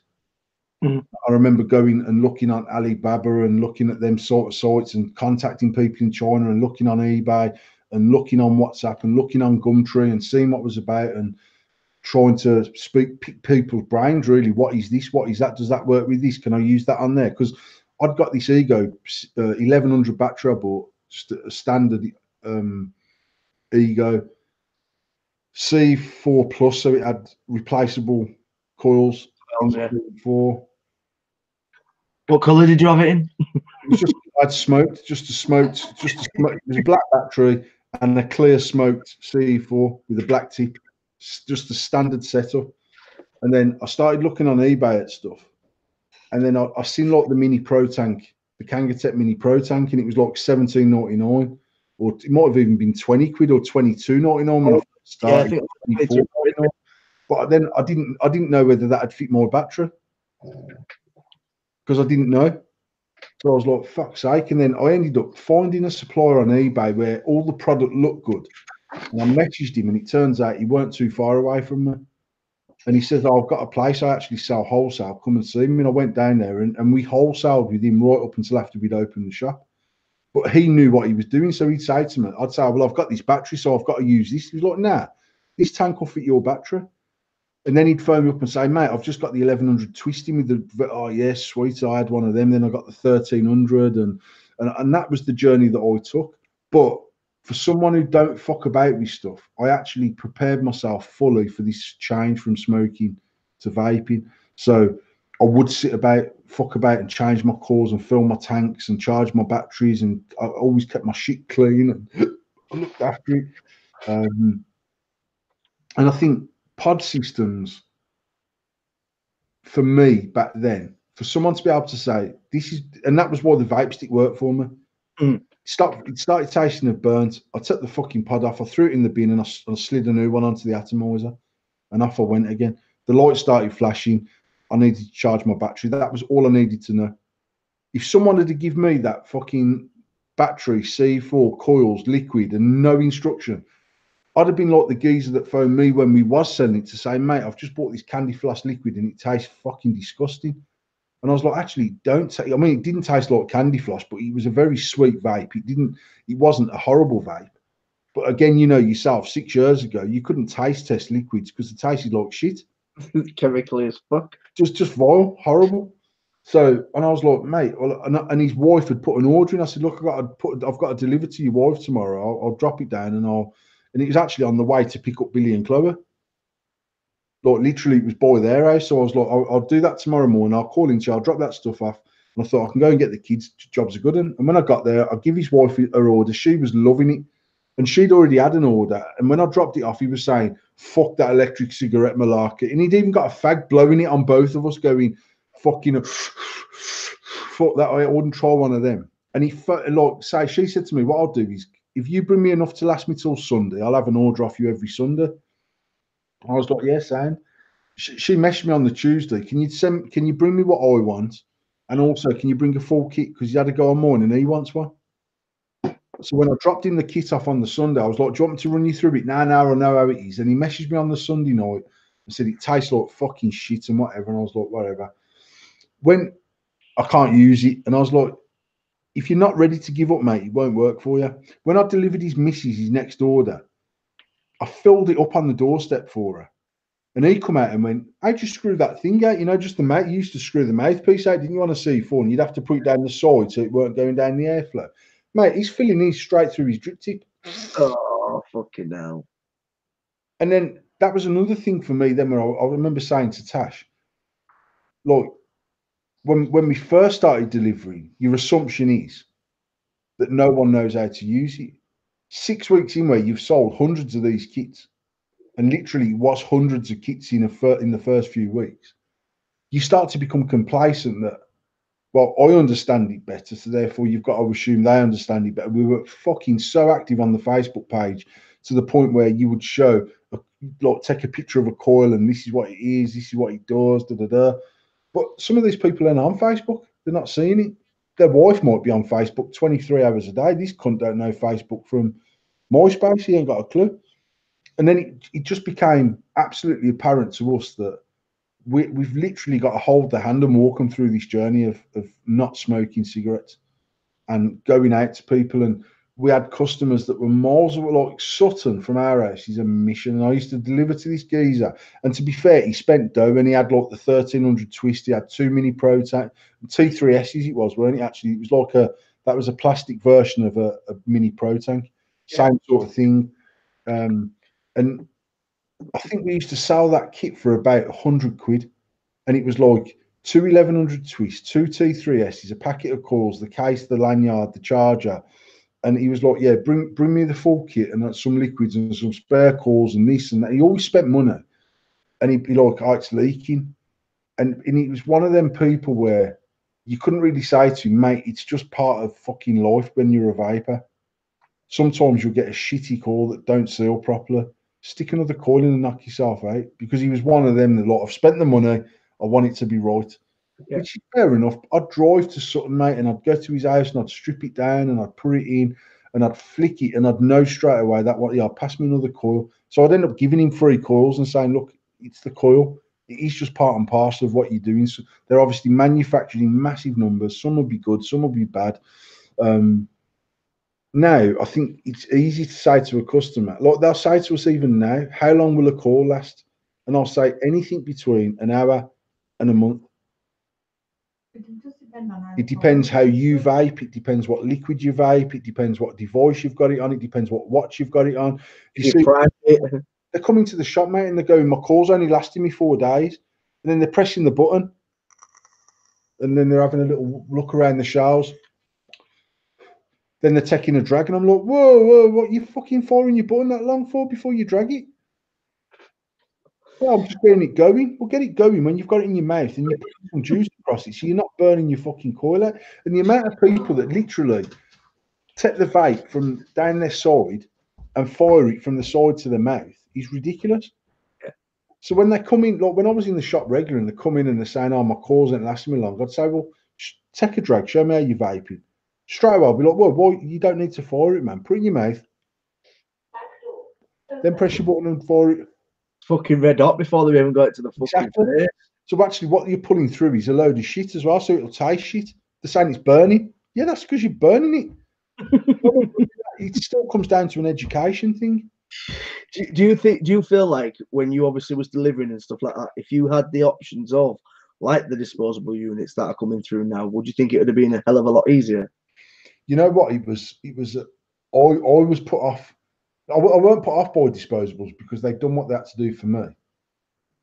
But once I understood how an ego worked and what made it work and what made it didn't work, and if I changed my tank and it weren't working, and I just had to flick the little positive pin up inside the battery, I went out of my way to educate Tash, and we went through that journey together of learning and understanding how the devices worked, but then literally educating every single customer that we sold to. Now, there weren't very many customers that would pay for the product first. So actually they were there when we delivered it because they had to pay for it on the doorstep. So unless they'd paid via PayPal or ordered it off the website, we were there to give it to them. And then I used to say to them, can I just, even if they were going, oh, cheers, mate, nice one, I'm busy, I'd say, can you just give me 5 minutes? Well, that's your battery, 5 times to click it on. This is your tank. This is how you fill it up. Put it in there, suck it without firing it, get your wicks nice and soaked, then take your drag. Much slower than a cigarette, longer than a cigarette, and it will tickle your throat for a bit, couple of hours. And I'd go through the absolute basics with them, but just so they knew how to fill it up and how to use it. The amount of messages we had on the Facebook page daily saying it stopped working. Click your power button 5 times. Oh, it's come back on. Thanks ever so much, Bab. And they'd crack on again. And I can't remember how to fill it up. Just unscrew the mouthpiece and you'd show them. I'd have one in my hand, so I'd do a video and send it to him on the Facebook inbox. And that was invaluable at that time because there was no website anywhere that showed you how to use an e-cigarette. I couldn't find one. That said, I never once thought of looking on YouTube because I wasn't tech minded. I didn't use YouTube for fuck all. Like now, the first thing I'll do if I'm going to buy something is I'll punch it into YouTube and I'll watch a couple of reviews or the top 10 tips of using this device or whatever it might be and go, yeah, you know what, actually that gimbal's fine. It does everything I want it to do. I'll buy that one or whatever it is. I just think it's important that every single retailer, when they're selling a pod system, sells it purely on finances saved from smoking, not from vaping, and then becoming a vapor using a pod system because it will always work out more expensive. But say when you've got people coming in the shop like me, I would pay the extra for a pod system, knowing that at some point in the next week, the next day, the next month, I'll upgrade. And I'm the sort of person that'll buy that pod system, go home, use it all day, and then go, you know what, I'm going there tomorrow, I'm upgrading. This is mint. That's me. I'm a prick like that. There's other people that will go, you know what, just give me the easiest thing to use. I don't understand fuck all. You show me that if I pull that out and throw it in the bin, how do I put the new one in? You just push it in there, mate. Does it go a certain way? No, it'll go either way. Or yes, it will only go in one way. Push it in. When you take a drag, you'll hear it crackling. It's working. That's it. Job's a good one. So all I've got to do is when it's empty, stick another one in. Yep, I'll take that one. Now they're the sort of people that come back in every week for their replacement pods. They're dead chuffed that they've got off it. They're then the people you can take through the next stage of vaping, which is, you know what, mate? Instead of buying them pods, you could buy this device. You've only got to buy the coil. You can buy the liquid in bottles. It's much, much cheaper. You've got a much broader range of flavors available to you. Your battery will last you longer. Now, some of them will go, yeah, brilliant. Others will say, you know what, I'm just happy with what I've got. We have people still coming into our shop using Kangatech products from 5 years ago. And all they want is the coil and they want their liquid. Yeah. And they're happy with it. They don't need to change it. It still works. They'll come into, like, we stock very few ego pens, but we still stock because we still have people coming in saying, I don't want none of this new modern shit. I just want an ego battery to stick my fucking clear moiser on. And we still sell disposable C4s. Now, we don't sell many of them, but there's still people that go, I just want that. I just want one of them. I don't want nothing fancy. I don't want. But vape battery, it's much better. They've come such a long way. I'm not interested. I just want what I've got. That's the same like we say, like people on cigarettes and stuff. They'll never switch brands because that's what they know. That's what they're used to. It's exactly. I remember switching to Royal when Royal dropped the 25 bucks. So straight away, as someone who's good with numbers, I was like, fucking hell. Even then, I was smoking 40 a day. I was about fucking 20. I was like, fucking hell, that's an extra. I'm getting an extra 10 cigarettes. So every 4 days, I'm getting a 3 days worth of cigarettes. So actually, I'm going to save myself around about wherever it would have been at the time. I think a packet of Royals at the time was probably about a £5 for 25 fags. Okay, now. Might have even been cheaper than that, mate. It might have been like before the days where everyone was saying, once they get to £5, that's it, I'm giving it up. Well, I can remember once it gets to £2, I'm giving up. Once it gets to £2.50, I'm giving up. Yeah, we was talking about it the other day. I was on about sort of, can't remember what the conversation was about. But it was about, I was on about going to the shop to get fags from my mum and dad without a note. Like Tasha says, she could remember getting sent with a note off a vet saying, can I have fucking 10 fags or 20 fags or whatever the brand was. My mum and dad always smoked Benson Hedges Gold. That's all. And then when we went to Middlesbrough to my aunties in Middlesbrough, they all smoked Regal. They all smoked Regal up north, or certainly in Middlesbrough. That was their go-to brand. Lambert Butler up here. But I can remember. Lambert and Butler, that's the Liverpool days. I can remember 10 cigarettes being less than 50 pence. £2. I'm sure, I mean, I don't think I'm making this up, and I would have been about 10. So it would have been like middle of the 80s. But obviously, I went and bought fags for our mum when I was 7. Because I'd have to walk to the shop, get a loaf of bread or some milk and a paper and 20 fags. But I can remember 20 fags being less than £1. But I can certainly remember, 10 fags being like 46 pence. Or I might be chatting fart there. The fact that it might have been, say, 55 pence for 10. and 96p for 20 because it was always cheaper to buy the 20 equivalent. But I can remember 20 cigarettes being less than £1. And I can remember the outrage when it broke £1. And then everyone saying, fuck this, man. If they get up to 150, I'm knocking it on the head. And the next thing, people are paying 12 quid for a packet of fags, mate. And then you've got shop staff who are not pushing pod systems because the pod systems are $3.99 for 1.2 mil. Mm. And that's because psychologically, our conversion have gone way, way, way past the price of cigarettes. Yeah. Our conversion is from the price of vaping. But actually, we should still be so mindful of the fact that a packet of cigarettes is 12 quid, £14 in some service stations for 20 cigarettes, man. It's disgusting. No, I'm saying, I mean, we sell quite a lot of that. But I'm talking more like a bow and a jewel and that stuff with the small pods on. No, but they're still good for people that are smoking cigarettes. They're still. Not the old people out then because they're easy. No, that's the conversation. When you come in, actually, that ease of use of being able to say, throw your pod in the bin and stick a new pod on is good. But I still think sort of middle-aged men coming in who don't want. Like, I can imagine my dad now. Like I was using an electric cigarette when my dad was alive because I was on the vape stick, and I remember my mum trying it and coughing her fucking lungs up on it and saying, "Oh, that can't be no good for you." Fucking smoking fucking Benson. And she's still the same. She's still exactly the same now, mate. Oh, she's had more kits than I've had in 8 years, and she still smokes, and it drives me fucking mad. And I said to her, go to the shop every Monday, see a vet, she'll fill up your tank, she'll change your course, she'll give you some liquid, and go back next week, and she'll just do it for you. And she just doesn't go. And then every so often, she's like, a vet might say, "Oh, your mum popped in," and I give her a new kit and set her up, and I'll see her in the week, and she's fucking smoking her fags again. But I know for a fact, if I was to give our dad an ego pen and a tank and a coil and some liquids, he'd have just smoked his fags. But actually, if I could have given our dad a pod system, it says, when that's empty, you just change it. Let me know when you need some more pods and I'll drop them down. My old man probably would have tried vaping. Certainly now where it's more established and it's more understood. When I first started using one, you've got the same sort of dickheads that now go, "Oh my God, you're going to get popcorn lung." They were the same sort of people then going, "Oh, you don't know what's in it. You don't know how safe it is." They used to tell us fucking cigarettes were okay.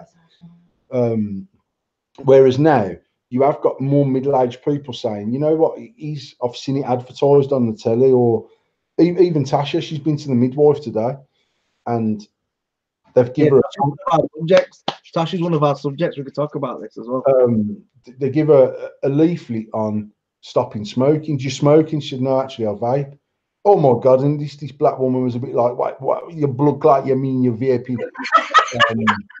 But she says, I went there. I was in a meeting, but Tash said to me, the woman was like, "Oh my God, do you know the effects of that?" And she said, "Well, actually, I own a vape shop and blah blah blah." And when Tash read the leaflet, she said to the black woman, "If you actually read this leaflet, love, it's actually saying that it's safer than cigarettes. It's also saying in this leaflet that the nicotine isn't harmful to the baby. It's an addictive thing, but it's not harmful." Mm. And she was still saying, "Yeah, but it's not as safe as not doing anything." Yeah, but what's the behind the machine? Yeah. Zero. So she says, "Well, some people who use the vape will still blow up to 3 on the machine. That's because they're still smoking cigarettes, that is. I used to have these machines at work, and I've never ever blew above a 0 when I've been exclusively vaping. So Tasha blew on the machine today. She's blowing a 0. And then the black one was all a bit like, "Well, you might as well just smoke some weed then." No, never really. But I mean, it's still like this. It's still. But when she was pregnant with Emily, I'm trying. Yeah, when she was pregnant with Emily, actually, the woman we used to have a woman, mate, who was on the no smoking team at East Birmingham Hospital on the pregnancy ward that used to come into our shop, buy our shit, and people would come in our shop saying, "Oh, fucking Mavis or whatever her name was," and she says, "We're not supposed to promote these, but I still say it's healthier than smoking cigarettes." She was like backdooring customers to us. She was backdooring herself. She'd sneak in and put it just in a black bag for her, but put it in her bag because she But didn't want it's like, No, I know, like my mum's 70 years. She was 70 this year. So my mum's 70. And she's quite a young 70 in some ways, but in fact, she's a young 70 compared to what my nan was at 70. And I think because of that, you forget she's 70. But that generation of people are just skeptical about change. But now there's fucking vape shops on every corner, and people are vaping left, right, and centre. It's more accepted to come into a vape shop and say, I want to try and get off the cigarettes. Whereas when we first opened, I used to have people sneaking in there like they were sneaking into a crack den, mate. Because it was a bit taboo to go into the vape shop, and literally we didn't have clouds in our shop then because no cunt knew how to blew a cloud.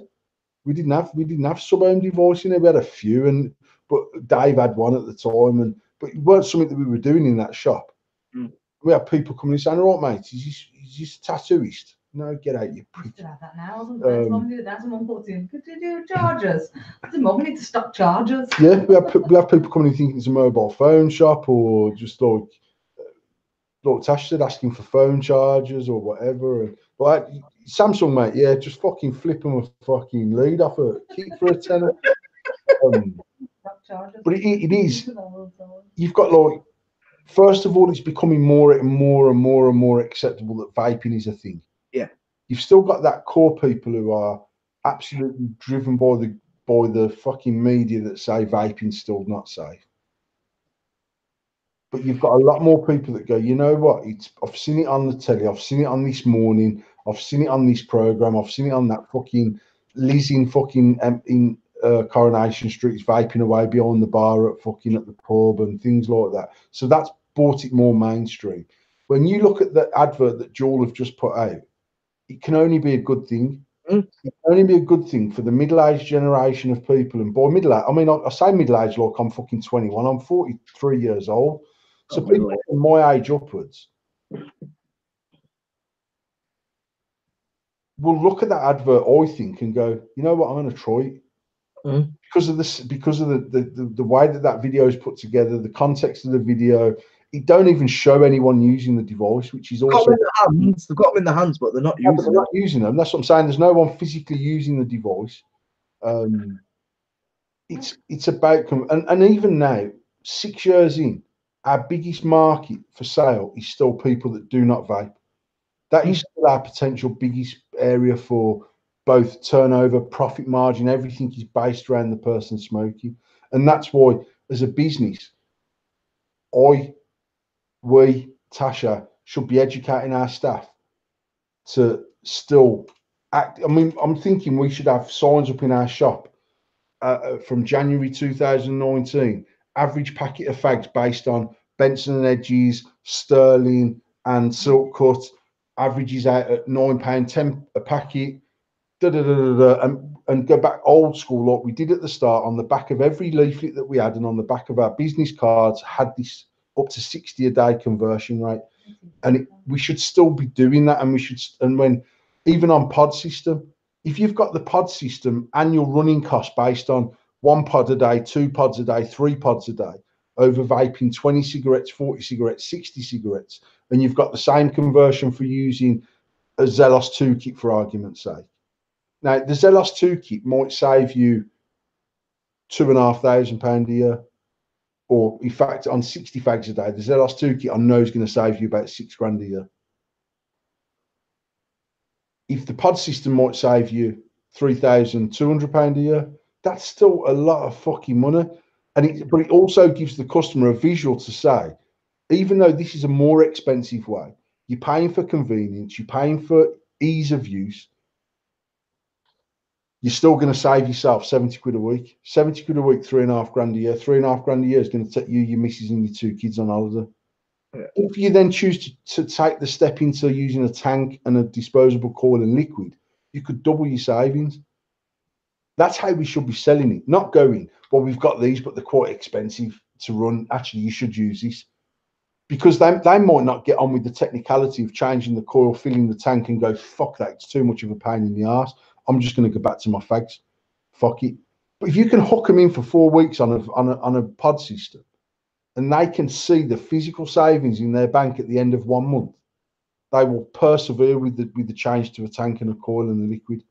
They'll be the cunts in 2 years' time saying, "Oh, I can get 3 weeks out of my coil," because you become penny pinching. You do. Even me, mate, I was selling this shit, and we were making good money on it, and I hated changing my coil unnecessarily. It used to do my head in because I was like, you know what, this coil shouldn't be fucked. And that was me. And I was a 60 a day smoker. I was on the top of our chart. Even then, going back to 2012, I was saving over £6,000 a year, more than what we were paying on rent for the first shop. I don't think you've actually noticed the savings. It's actually just lived to your means. Actually, that guy used to come in the shop and he put the money away. The Spanish bloke, he done it as well. He put his money away every week, apart from what he spent on vaping. He went on a posh holiday somewhere and he paid for his daughter's wedding out of it, and obviously for him, then he knew what he was saving. Yeah.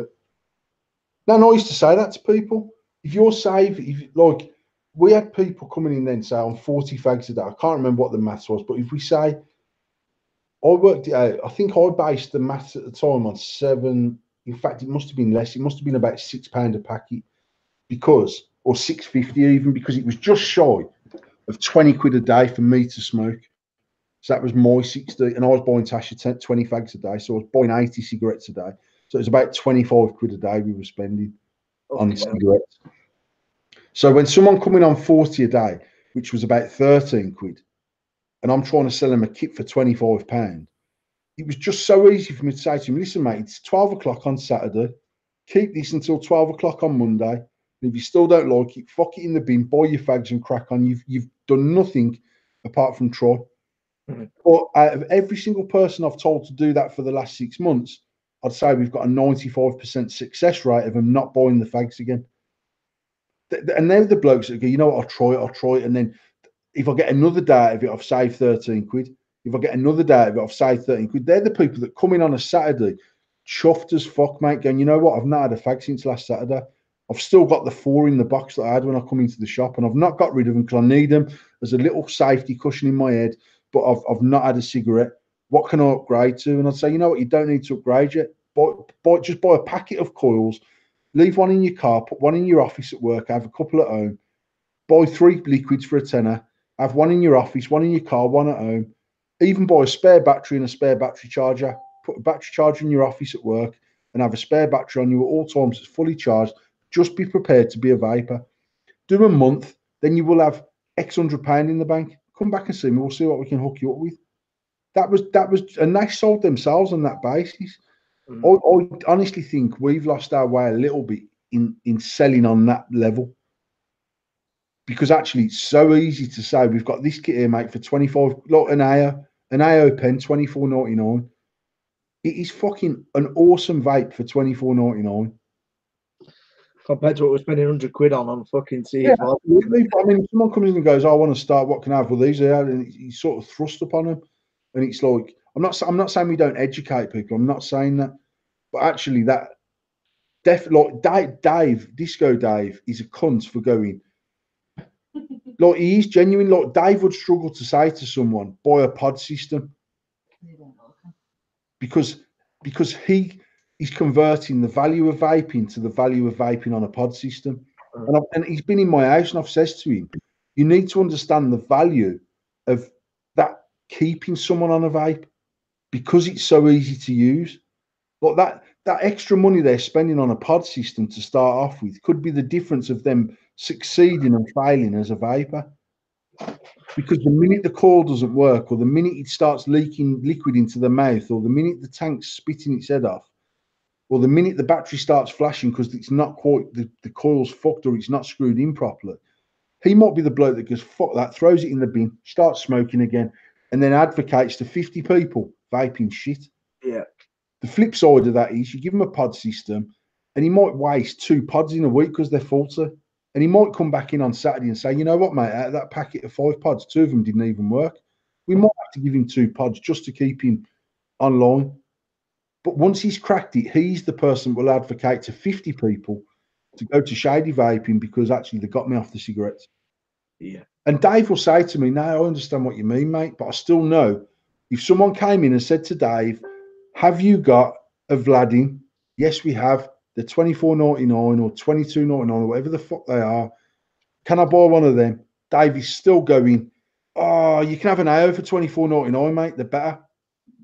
Because it is better for $24.99, but it's only better if you understand how it works, how to use it, and you've got the time, the inkling to do Dave that. has got the time and patience to sit with someone and he explains all that shit to them. Yeah, that's not the point I'm making about. We can explain for 2 hours, but if you get home and it's not right, he could just be the person that goes. That's where I feel like disposables are missed. That's where I feel like disposables are missed. If somebody doesn't, because when you have a conversation with someone, you know if they want to get into vaping and learn about the coils and necessarily not how they're speaking, but you can tell when they don't really want to listen. They want to get a vape, they want to get a juice, and want to fuck off. Mate, you know, in Manchester, I had a Stig system. I think it's called the Stig Pod. Yeah. I had a Stig Pod off Taz, and the reason why I got it is because, and I've said it, you might find me doing live feeds or whatever for the last 3 years or as long as I could live feed. If I could find a disposable system that give me a vape as well as that, I'd use a disposable system. Yeah. Because I could have disposable systems in my glove box. I could have some in my office. I could have a couple on me, and wherever I am, it goes flat or it runs out of juice, and I fuck it out my car window because I'm an arsehole like that as well. And I pick another one out and I use it, and when it's gone, I fuck it out the car window again. I pick up another one. I use the Stig Pod. I don't stock them because actually I don't like them. I think they taste like they taste silica as that's just and me and Taz are pals. I'm not here to slag that device off. I don't think it's a good enough device to warrant the money that it's been sold for. I think you get three pods for 16, 17 quid. 17, 18 quid, something like that. The reality is, though, mate, that's me as a 6-year-old verse vapor who's been through a mad journey of vaping from mouth to lung to fucking immense suburban vaping and lipo vaping and all that malarkey. They still sell a lot. Our wholesaler sells them and he sells a lot of them and he'll post his restock. So he's clearly shifting numbers. Maybe we should be stocking them in the shop. Now, I don't think we'll ever sell hundreds of them. But again, we might sell a couple of packets to here, a couple of packets to there. There could be someone who comes in and says, I just want something that I can vape on. And when it's fucked, I want to swap it out. Now, for him starting his journey on that, he's got nothing to compare that taste to anyway. So he might think it tastes better than cigarettes. I just think it don't taste as good as what I'm using. So even disposable, he's blinkered anyway. When I first started using the vape stick, actually it vaped really well and it tasted nice. I bet if I use one today, I'd be like, what the fuck's that? So, and like I said to you, I've actually spoke to the Endless supplier tonight about getting the samples in. I don't think we were trying to get samples made before they break for Chinese New Year. I don't think that's going to happen. But actually, she said to me tonight about the disposable market, and it's clearly blew up in America because they work with America as well. And I said, and she's saying we can do disposables, and I said, well, get me some samples. I'm open to it, but if I do a disposable pod system, and by pod system, I'm talking it's a disposable electronic cigarette is what it is. Yeah, they're actually I can get pod systems made from the same factory that's making stick pods. And I said it as I didn't mention stick pods, but I actually said earlier on I can get one made, and I know, in fact I did deny. I said it's between Grays and VGod. So that company's contacted me and says we can get this. And actually, it comes in about 20 different shapes, so I wouldn't even have to use exactly the same shape as a stick pod, and we could brand it as a 2020, and we could do all them good things. The trouble is, they won't let me fill it in the UK. Mm-hmm. Now, I'm happy to take that product on. I'm happy to fill it in the UK. I'm happy to TPD it myself, or we can have it bought in from China, already TPD'd with their liquid in it. I'd rather put my own liquid in it and sell it in conjunction with our nic salts. 100%. That's how I would do a pod system. Then I can make sure the flavour's on point in the pod system. And it might be that in the pod system, we double the amount of concentrate over a 10ml bottle. So actually, when you vape on a pod system, it gives you a decent flavour. Now, we might not do that, but we might have to do that. I don't know until I've got the devices. I can't take it to Prohibition and fuck about with it and get it right. But if I'm going to do that, I want to do it properly. I want someone to use a disposable and go, fucking hell, that's quality, that is. That's where I feel like disposables has got a lot to give. Obviously, the biggest disposable that we're seeing necessarily is the Stig. And obviously, as you can see it as it is, there's a lot more room to be worked with. With the pod system, there's a lot more design aspect to it. There's a lot more difference how it works. Obviously, this is sort of like the main one that has got the most sort of wide variant at this minute in time. And I feel like the pod system itself is a very missed place in the market. And as we've been discussing, we're sort of like people who don't want to be educated or just don't out the arse and they just want something out of a box and just to vape it. I feel like, to me personally, the disposable could be worked on as a device, and just I think it would change getting people off fags, because we are looking for the easy alternative, and then the people, as you've said, who want educating and want moving on to other things and what is new and get the shiny items sort of in them, as we all get. I feel that's where we're missing massively.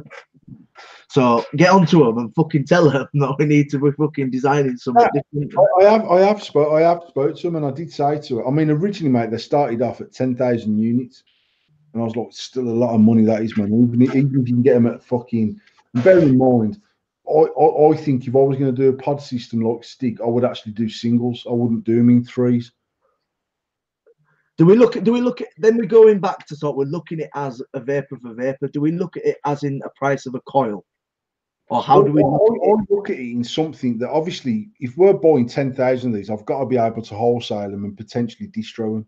So there's got to be a margin. Now I'm thinking if they're selling 3 for 17 quid, then we would probably get somewhere around about £6.50 for one.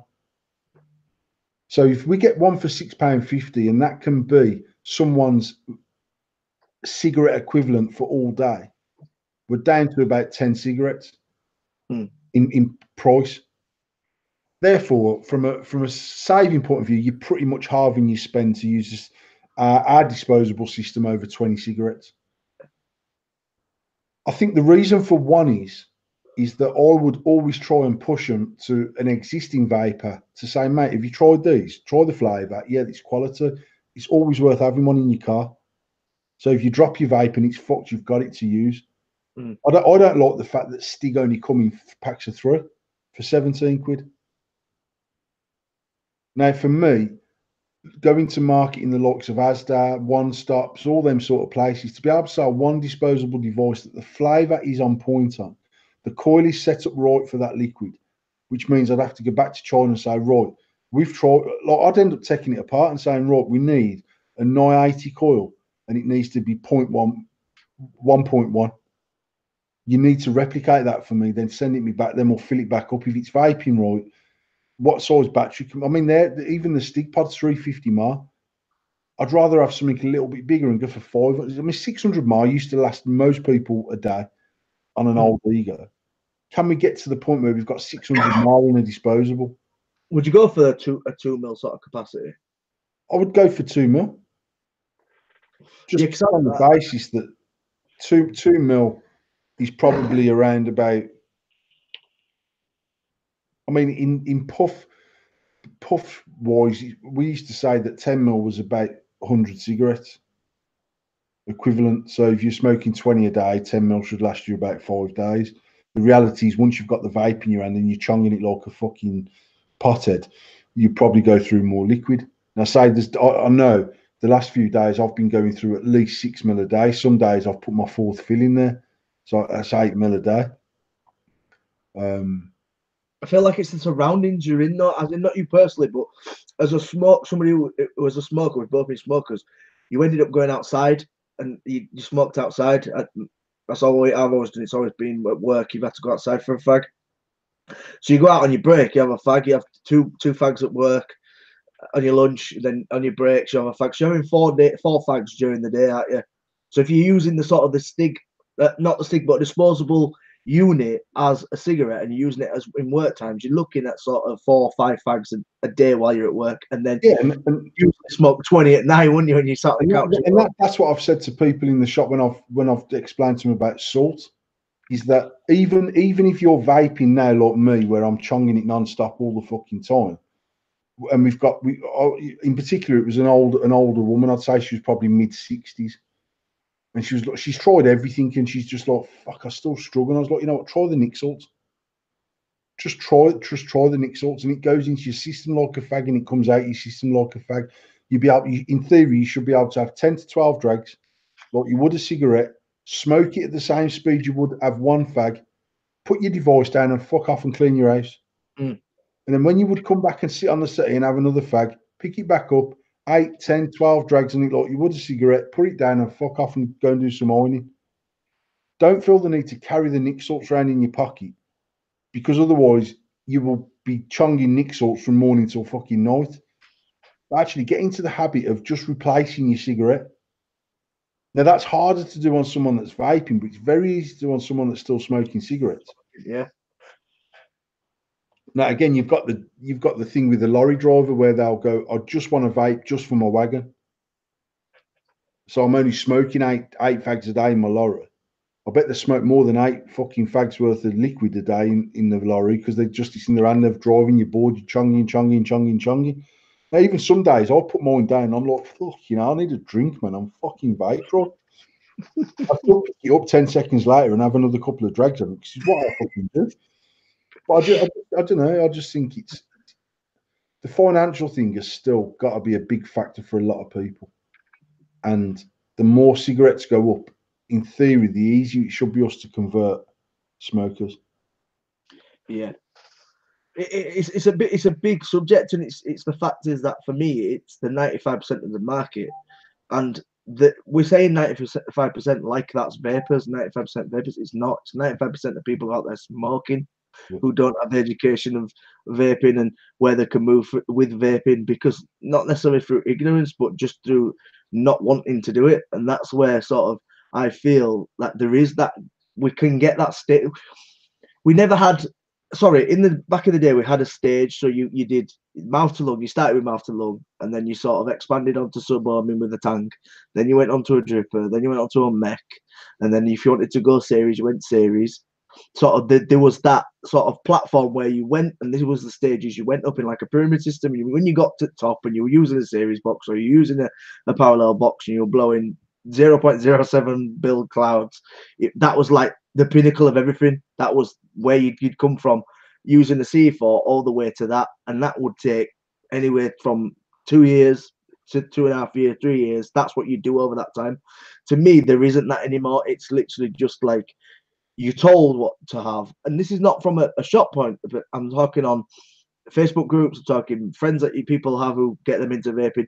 It's always, there's none of this start from the beginning and learn it, you shit. There's no education. It's just straight in.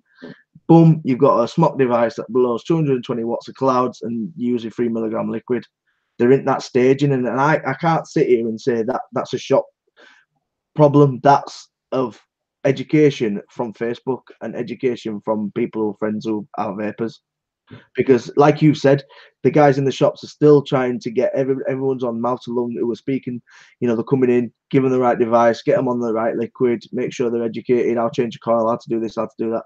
I feel like the community itself doesn't do that justice, and that's where we're ruined. That's where everything's ruined from a smoker's perspective. Mate, Facebook's just like a fucked vaping market.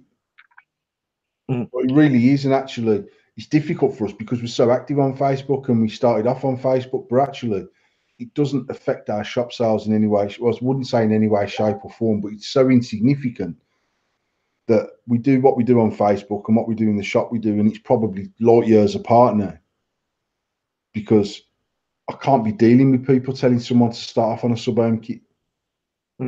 And then arguing with me saying I'm trying to rip them off, selling them a £25 kit because they're only going to go and upgrade for a £60 kit in 2 weeks' time. So the might as well start off on the £60 kit. And as I've always said, I'm sure that a big percentage of them people are still smoking cigarettes, but they won't say because they're trying to convince everyone else that they've given up and they're saving money. But the reality is, if you want to stop smoking, there's a very small percentage of people do that via sub-ohm vaping. They do it by mouth-to-lung vaping, by replicating the motion of smoking a cigarette. Now, pod systems will do that. Nic salts will do that. Zelos 2 kits will do that. AOs will. There's lots and lots of mouth-to-lung devices, and actually, the last 6 months has been a massive resurgence in mouth-to-lung vaping, which is fantastic for me as a mouth-to-lung vapor to get some new product for me to use myself personally, let alone selling the shop. It's nice because we went through that whole period of Tasha was loving the sub-ohm craze because she sub-ohm vaped on tanks. She was trying new mods, new tanks, new mods, new tanks. To be honest, I'd have them and I might fill them up, mate, and never ever empty a tank. And I'd go, yeah, that's good, bad, or indifferent. I'd give my opinion on it, but she'd have a new mod all the time. I'm still like, I need a decent mouth to lung kit. I need something nice. Yeah, I feel like now I feel like this Nautilus 2S is the first tank in many, I'd say at least 3 years that I would gladly screw onto some of the Morris mods that we've got, which are nice resin mods, and use it like that. Like this is the first separate tank and mod I've used since before I had the AO. So I've used an AO for over 2 years as an all-in-one device. This is the first tank where I'm like, you know what, actually, if I got a blank one, I could use it on the black and purple Morris mod. And it's a nice looking mod. It's a nice, decent device. My AO's probably still, might still be on that. My Billy Box is up there, mate. My Zelos is up there. My AO's up there. There's some mech mods up there. But do you feel as a mouth-to-lung vapor that part of that sort of industry was forgotten about when the sub-ohm craze was? Massively, and yet we boomed as a mouth-to-lung style shop during that period. Don't get me wrong, mate. We made a lot of money out of sub-ohm vaping as well because it was growing in both in the shop, online. It was the thing. But actually, we reap the rewards of still concentrating on supplying to mouth-to-lung vapors during that time. Because I like I said, yeah, I'm not even going to name the shop, but I went into a big shop and couldn't get no 12mm menthol because they didn't have it. They had fucking thousands of bottles of 3mg, 6mg, 1.5mg sub-ohm, fucking 100ml bottles at the time, 60ml bottles of pre-TBD type liquid. And I was like, what 10mls have you got? And they were like, they had some shit, mate. But all that done for me was resignate the fact that we were still doing it right in our shop because we catered for the sub-ohm market and catered for it, I think, exceptionally well.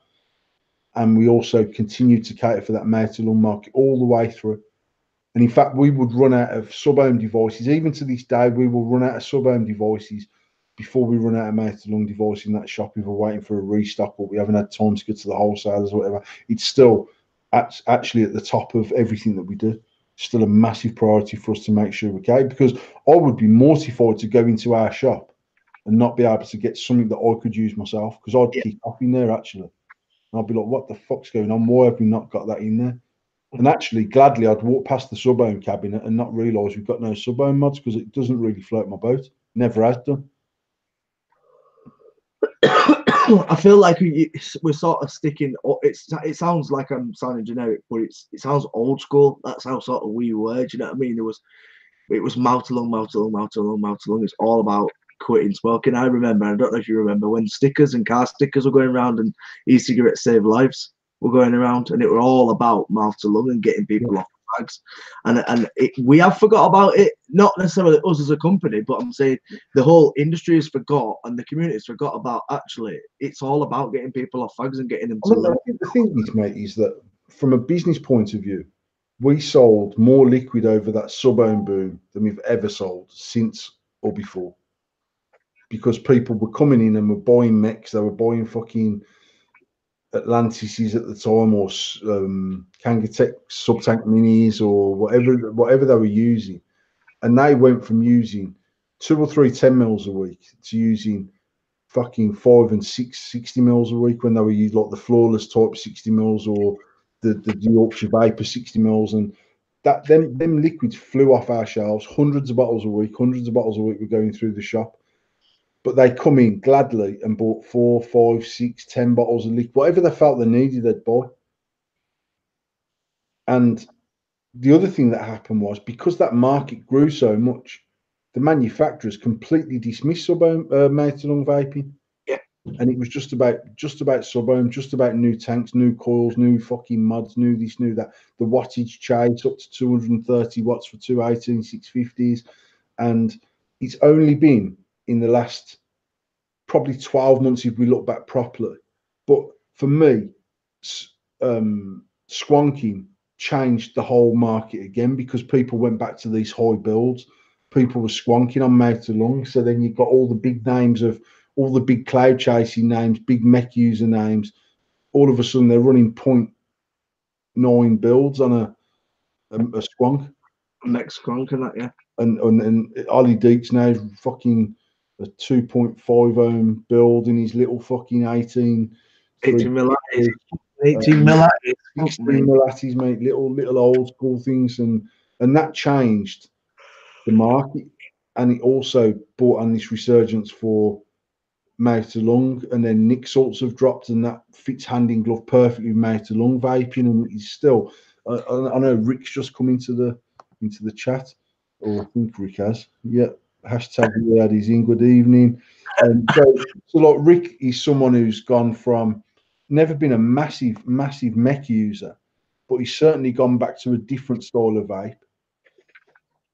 And I know Rick is made to lung vaped as well, and he bought me the iJoy one to fest and stuff like that. And it's say from a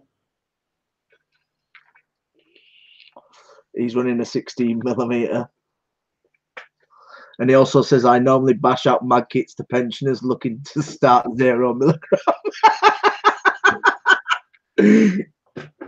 What's that? Riyadh said, I normally bash out mag kits to pensioners looking to start 0 milligram.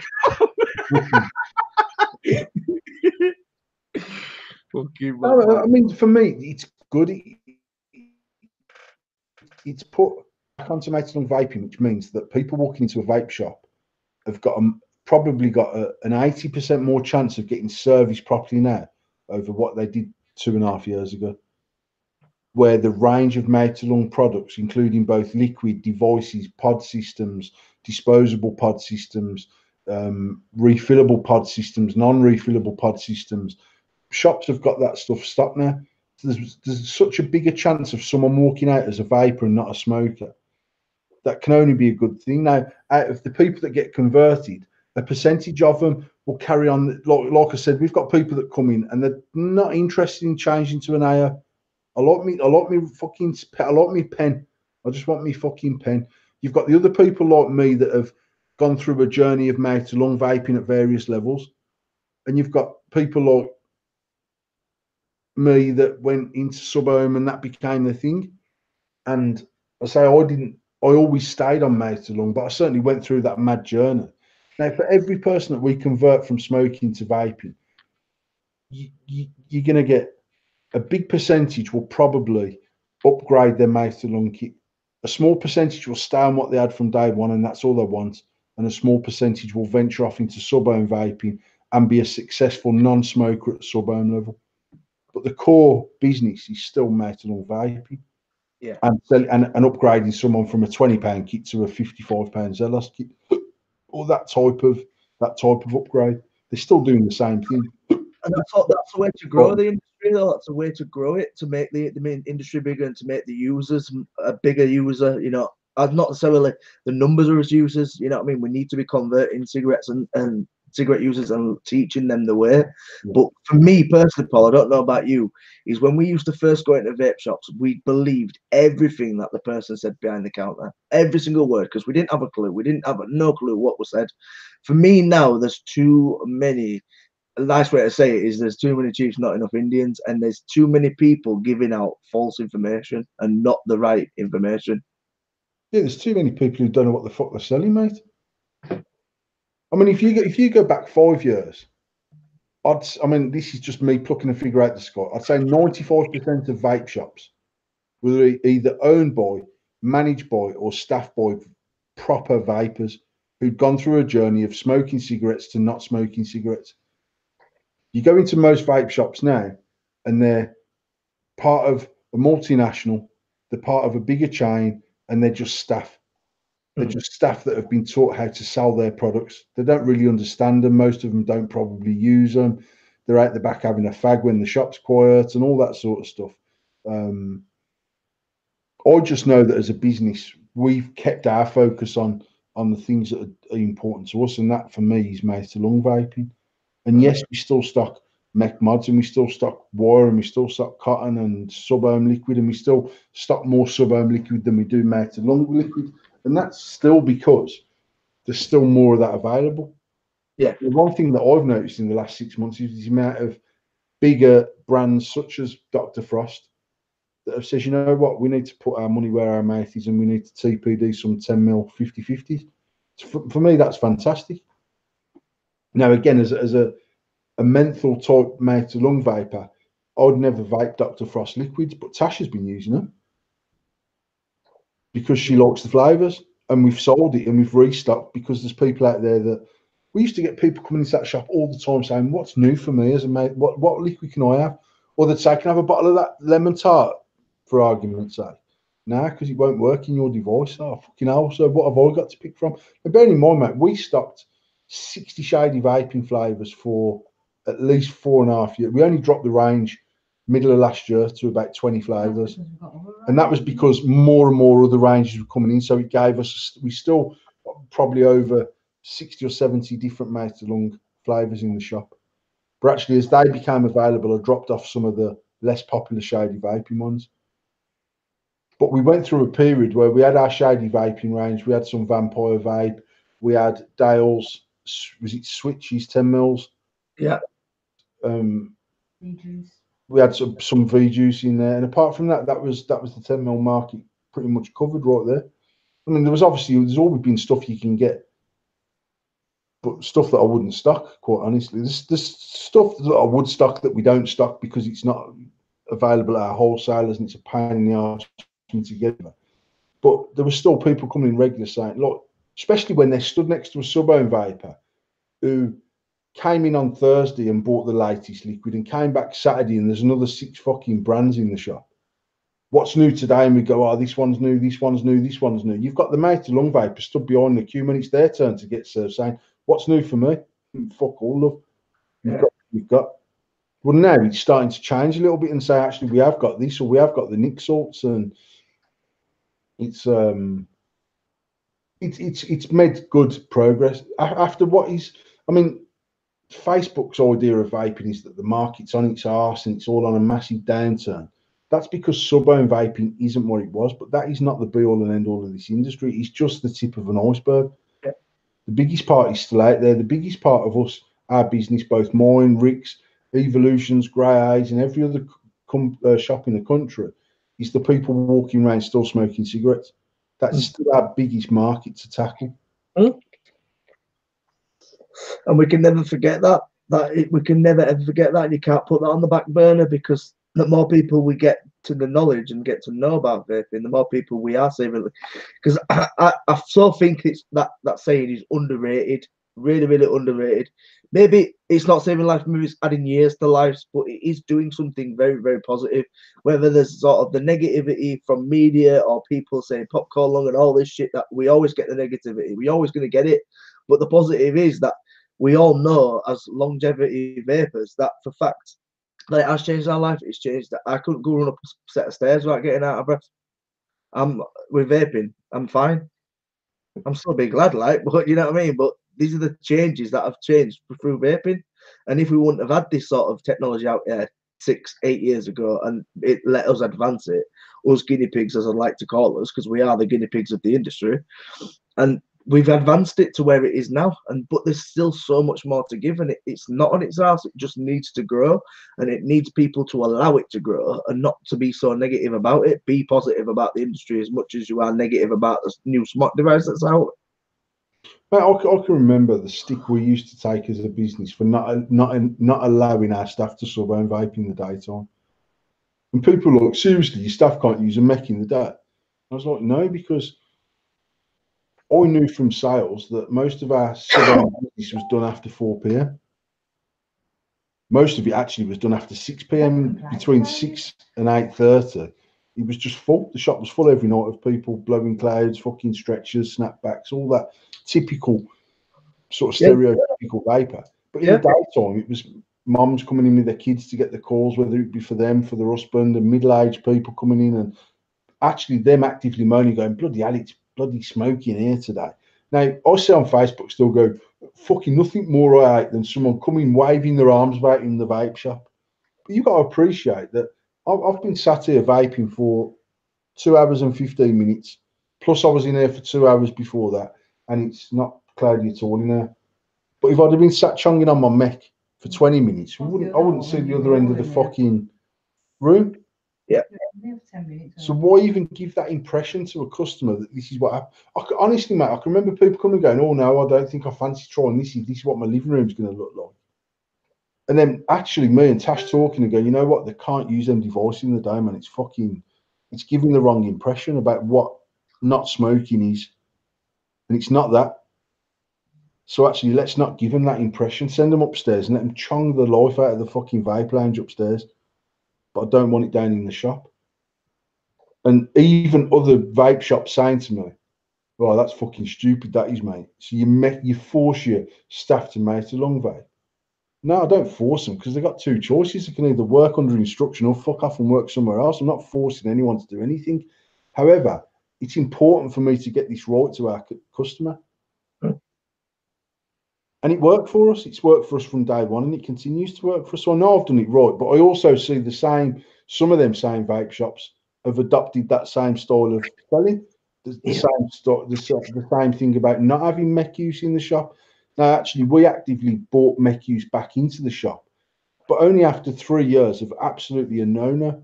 And that's because now we've got control of it. So we've got control of the staff more because actually they will pick up the right device for the customer. yeah, and that, like Tash just says, all of our staff have to have a motor lung on them. Which we supply. But that's only so if a customer comes in, we can explain. It's not so we can pretend we're all using these devices or this one's a really good one. It's actually these are your options there. You've got this, you've got that, you've got the other. A vet's got an Emma mech. No, she's not in there blowing fucking clouds and chasing fucking jellyfish down the shop with it. That is something I would pay to see, though. But I mean, it's just about trying to understand what they want and then making sure we give them the right thing. Not take as much money off them as we can. Just deliver them the right product for them. And if they want to go through a journey, we'll take them through that journey. It's not about getting lots of little bits of money off them. For me, it's about getting as much money off them over the next 10 years, the next 15 years, the next 30 years. It was never about saying, you know what, we can get 200 quid out of this cunt. We'll never see him again, but fuck him. It was about, you know what, make sure when he leaves the shop, he's happy with what he's got.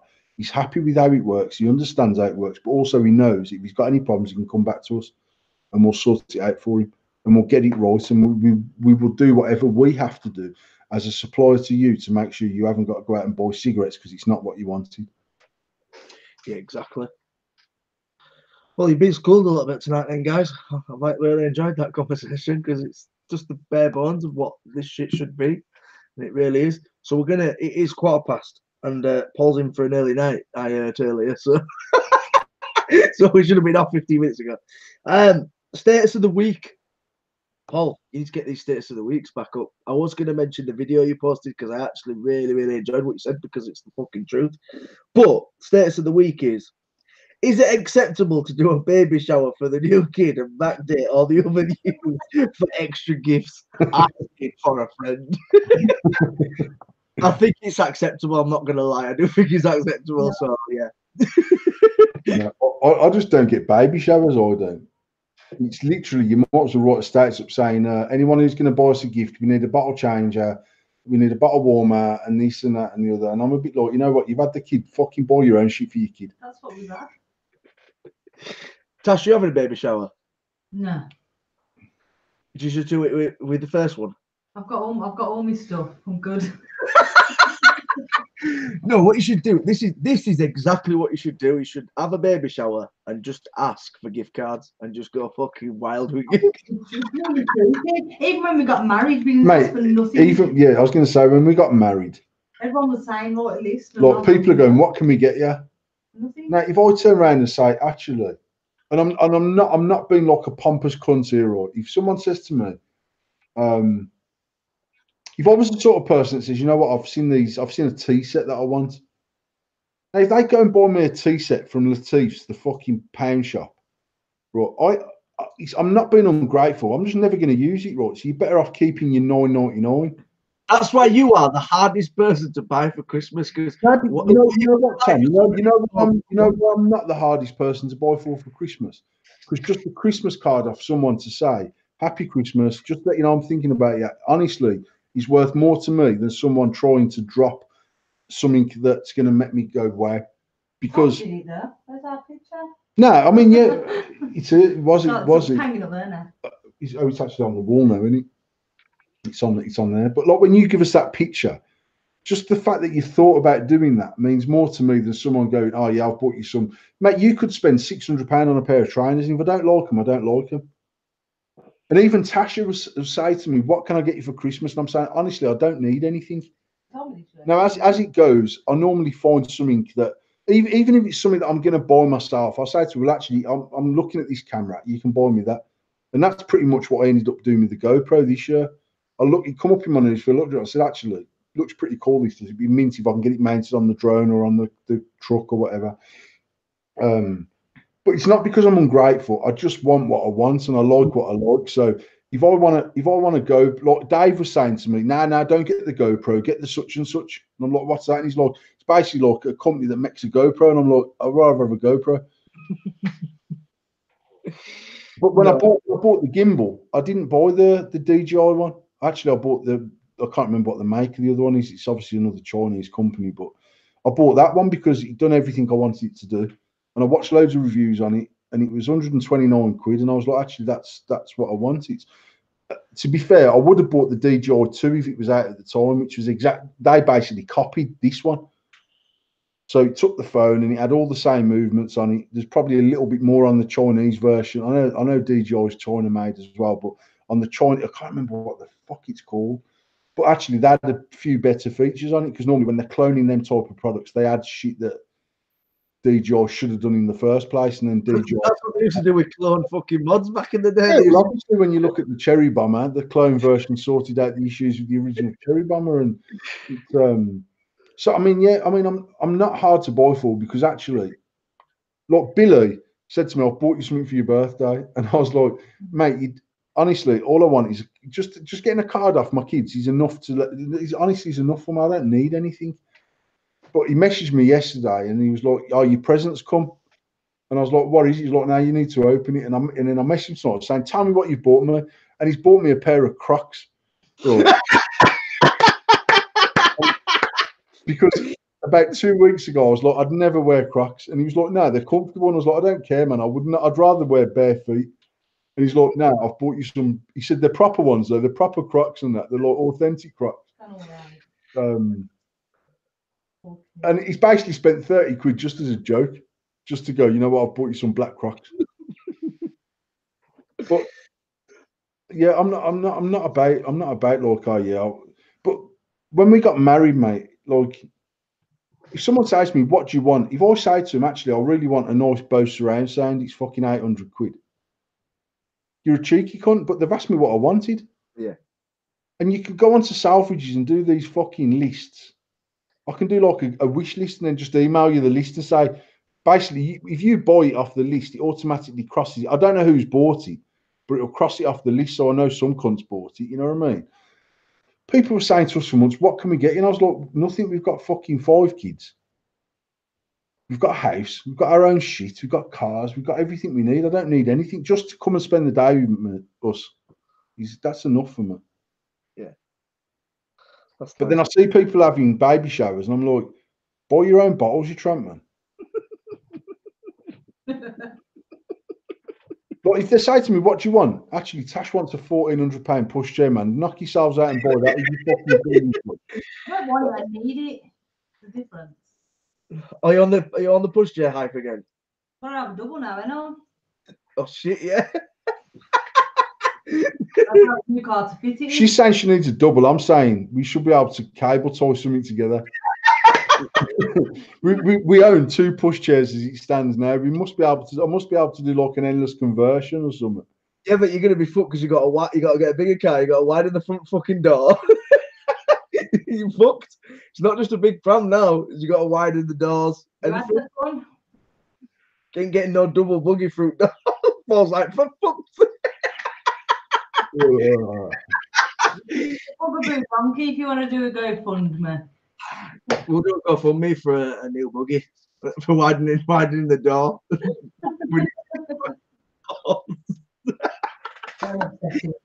All that for a double pram. You do right, Tash. You get what you want. You know you can get them ones that little and sits underneath. Horrible. They're horrible. Put cable ties, Paul. You just get a swing underneath the cable ties. That's not one with Mia and I because we couldn't afford anything else. Cable ties. Fucking get Paul. I'm sure you can galvanize it and do all sorts of stuff to it. Right, we're out of here. It's 21 minutes past 10. Thank you, everybody who joined in. New faces, old faces, always a good laugh. We are going to be doing a games night soon. I'm going to make sure Paul starts a game night with me once a month. Tash, you will be involved with our Cards of Humanity or some sort of game like that. So, guys, thank you for joining us. Paul, every week, thank you so much for joining us and giving us laughs and wisdom and just genuinely being yourself. So we do appreciate it.